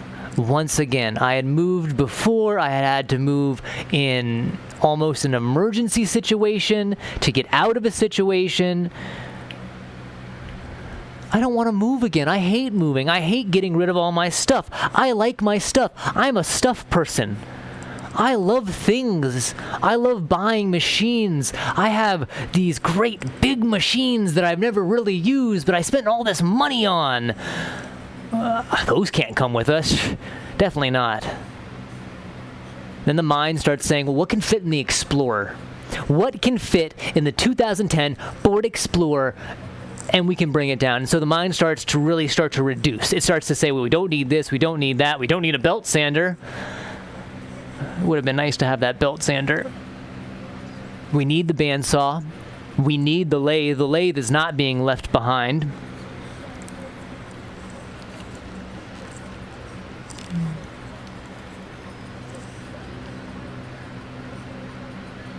And so I get myself ready and I get myself going. I start drafting out the simple idea of the concept you see before you.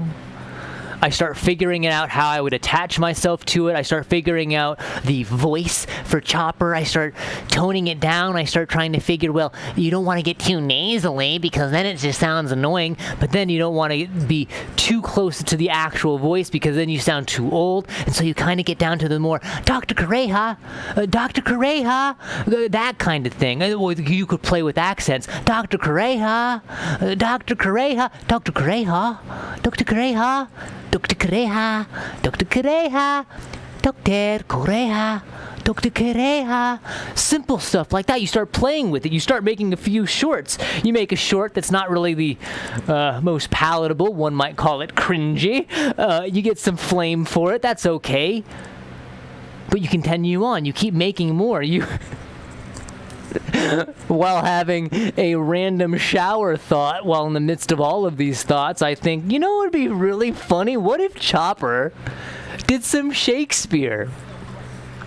And so then you have Senor Antonio. Many a time and often, the Rialto, you have rated me about my monies and usances. You have called me misbeliever, cutthroat, dog. And you've spat upon my Jewish gabardine. Or you do trinculo. You do... Oh, God.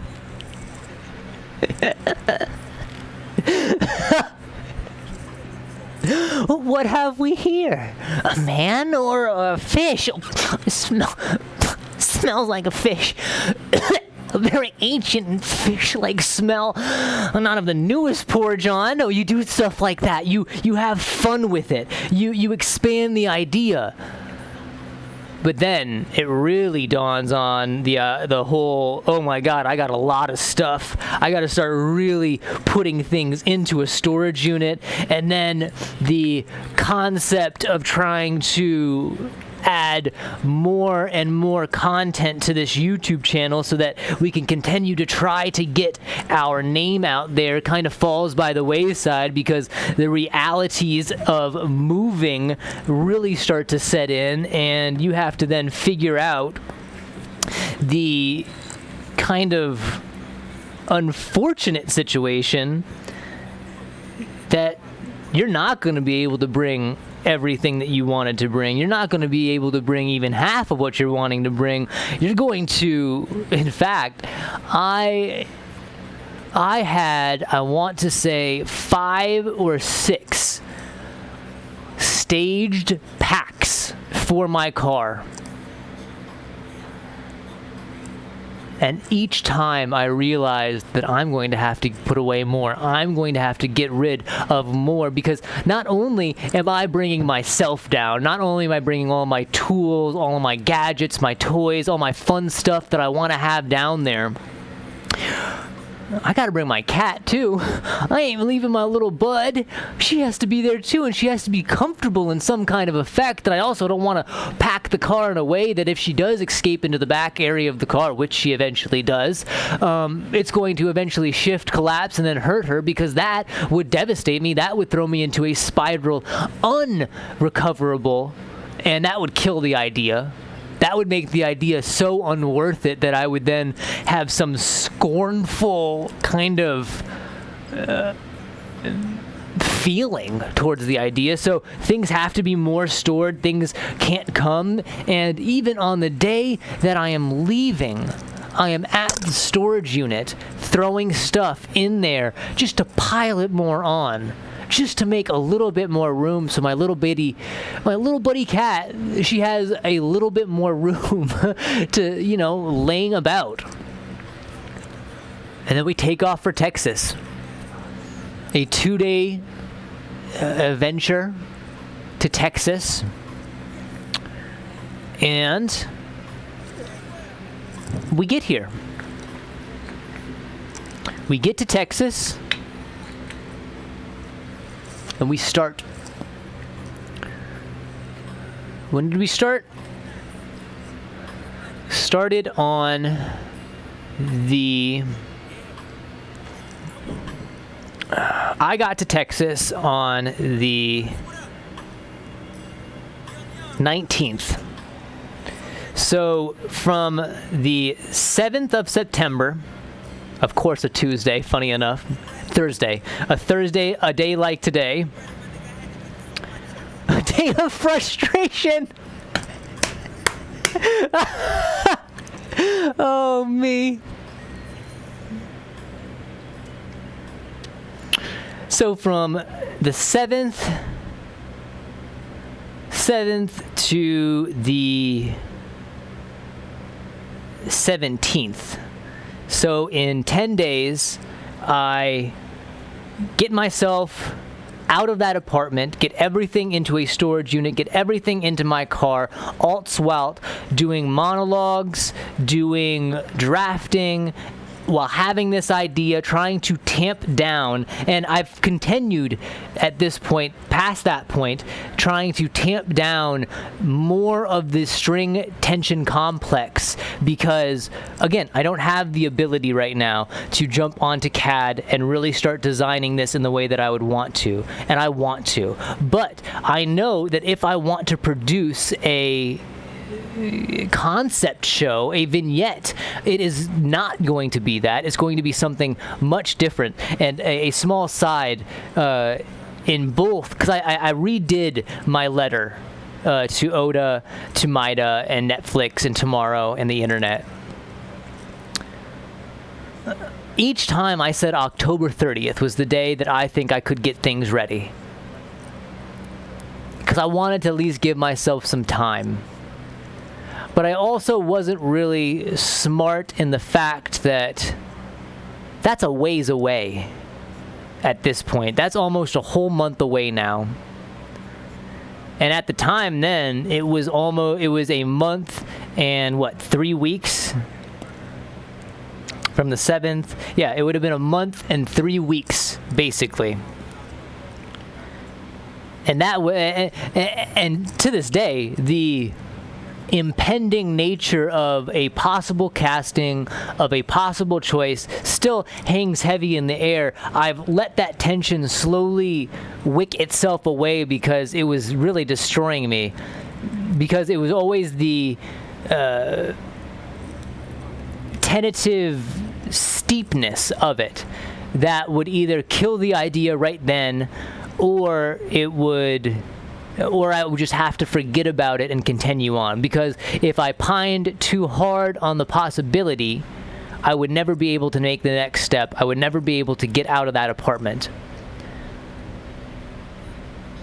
But if I also play it as if the casting is something that is going to be open all the way until October 30th, a whole 3 weeks and a month, basically 2 months. So I had to kick it into gear, man. I had to think of something else, and this is the something else. The last draft I did was the one that I've put down next to here quite often, and it is just, I'm pretty sure it's just the pieces. It is the pieces for what you see before you right here, or at least a rough concept of what it was going to be. I knew I wanted to put it together with pins. I knew that magnets were going to have a part in it because I like magnets. Magnets were already something that I knew how to use because of creating miniatures and hobby material. Leather had been something I added to my repertoire in a recent idea that I had that unfortunately I had lent too much thought into forming on a 3D printer, and because of that I never got to actually forming the idea. And so I got a whole bunch of leather to make a holster for something, for an idea that never actually came to fruition. The holster itself never actually came to fruition, but the 10 plus hours of days where I was sitting online learning techniques about leather and how to work leather really lent itself to the idea that leather was going to be a part of this project, as it seemingly has been.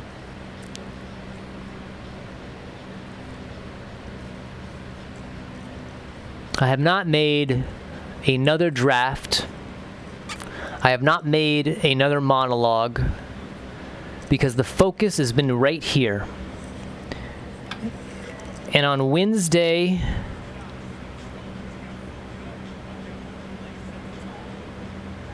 because I left the 17th, I traveled on the 18th, I arrived on the 19th, and I started this project in its physical form on the 20th. And today was the 8th day of a practical approach to Tony Chopper. And where we are is this.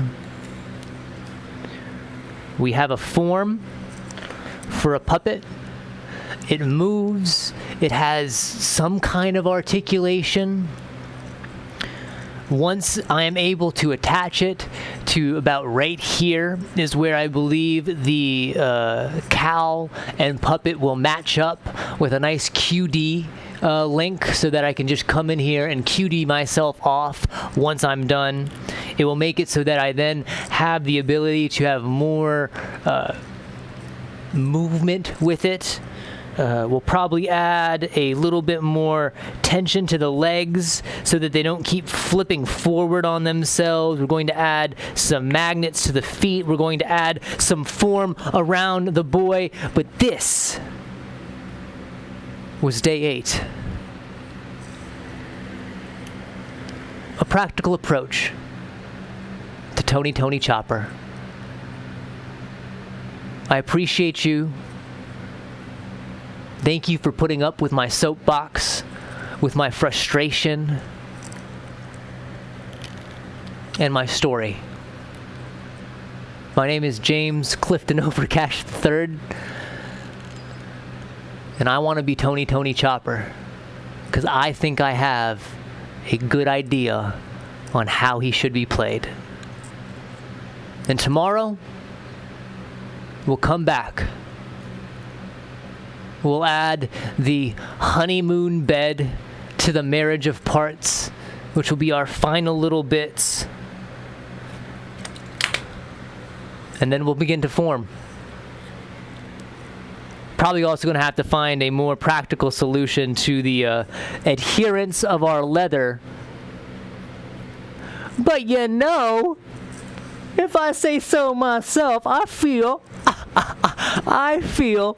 that even though I was absolutely and utterly distraught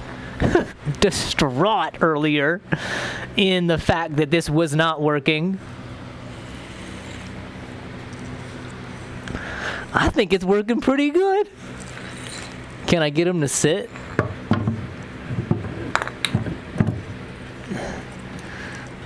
No, not really. And now it's falling apart on me. I have overstayed my welcome. It goes like this, right? Yeah, it goes like that. There's a few fixes we have to make, right? A few more fixes. We got to get the feet magnetized in.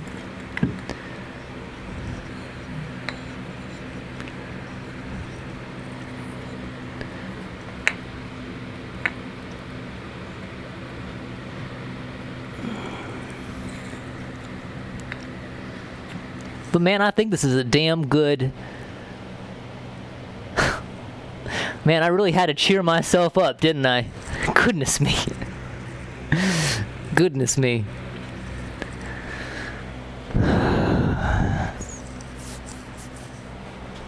Well, now you're sitting where I need to change my shoes, bud.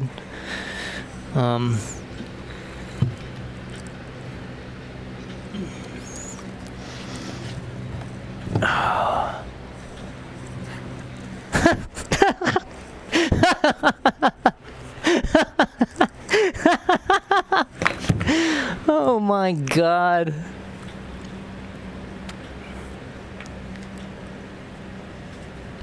If anything, we got here. And if we got here, where are we going to get to tomorrow?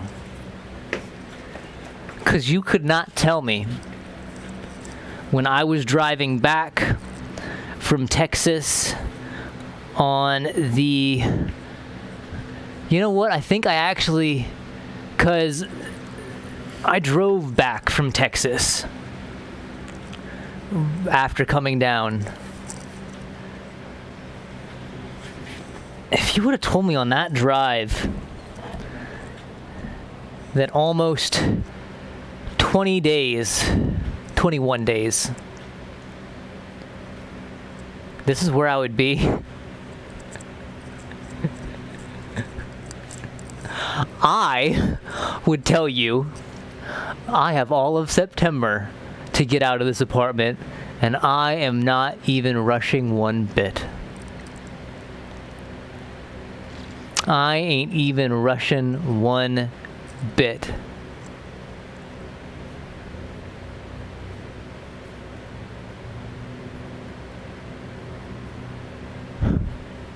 But look where we're at now.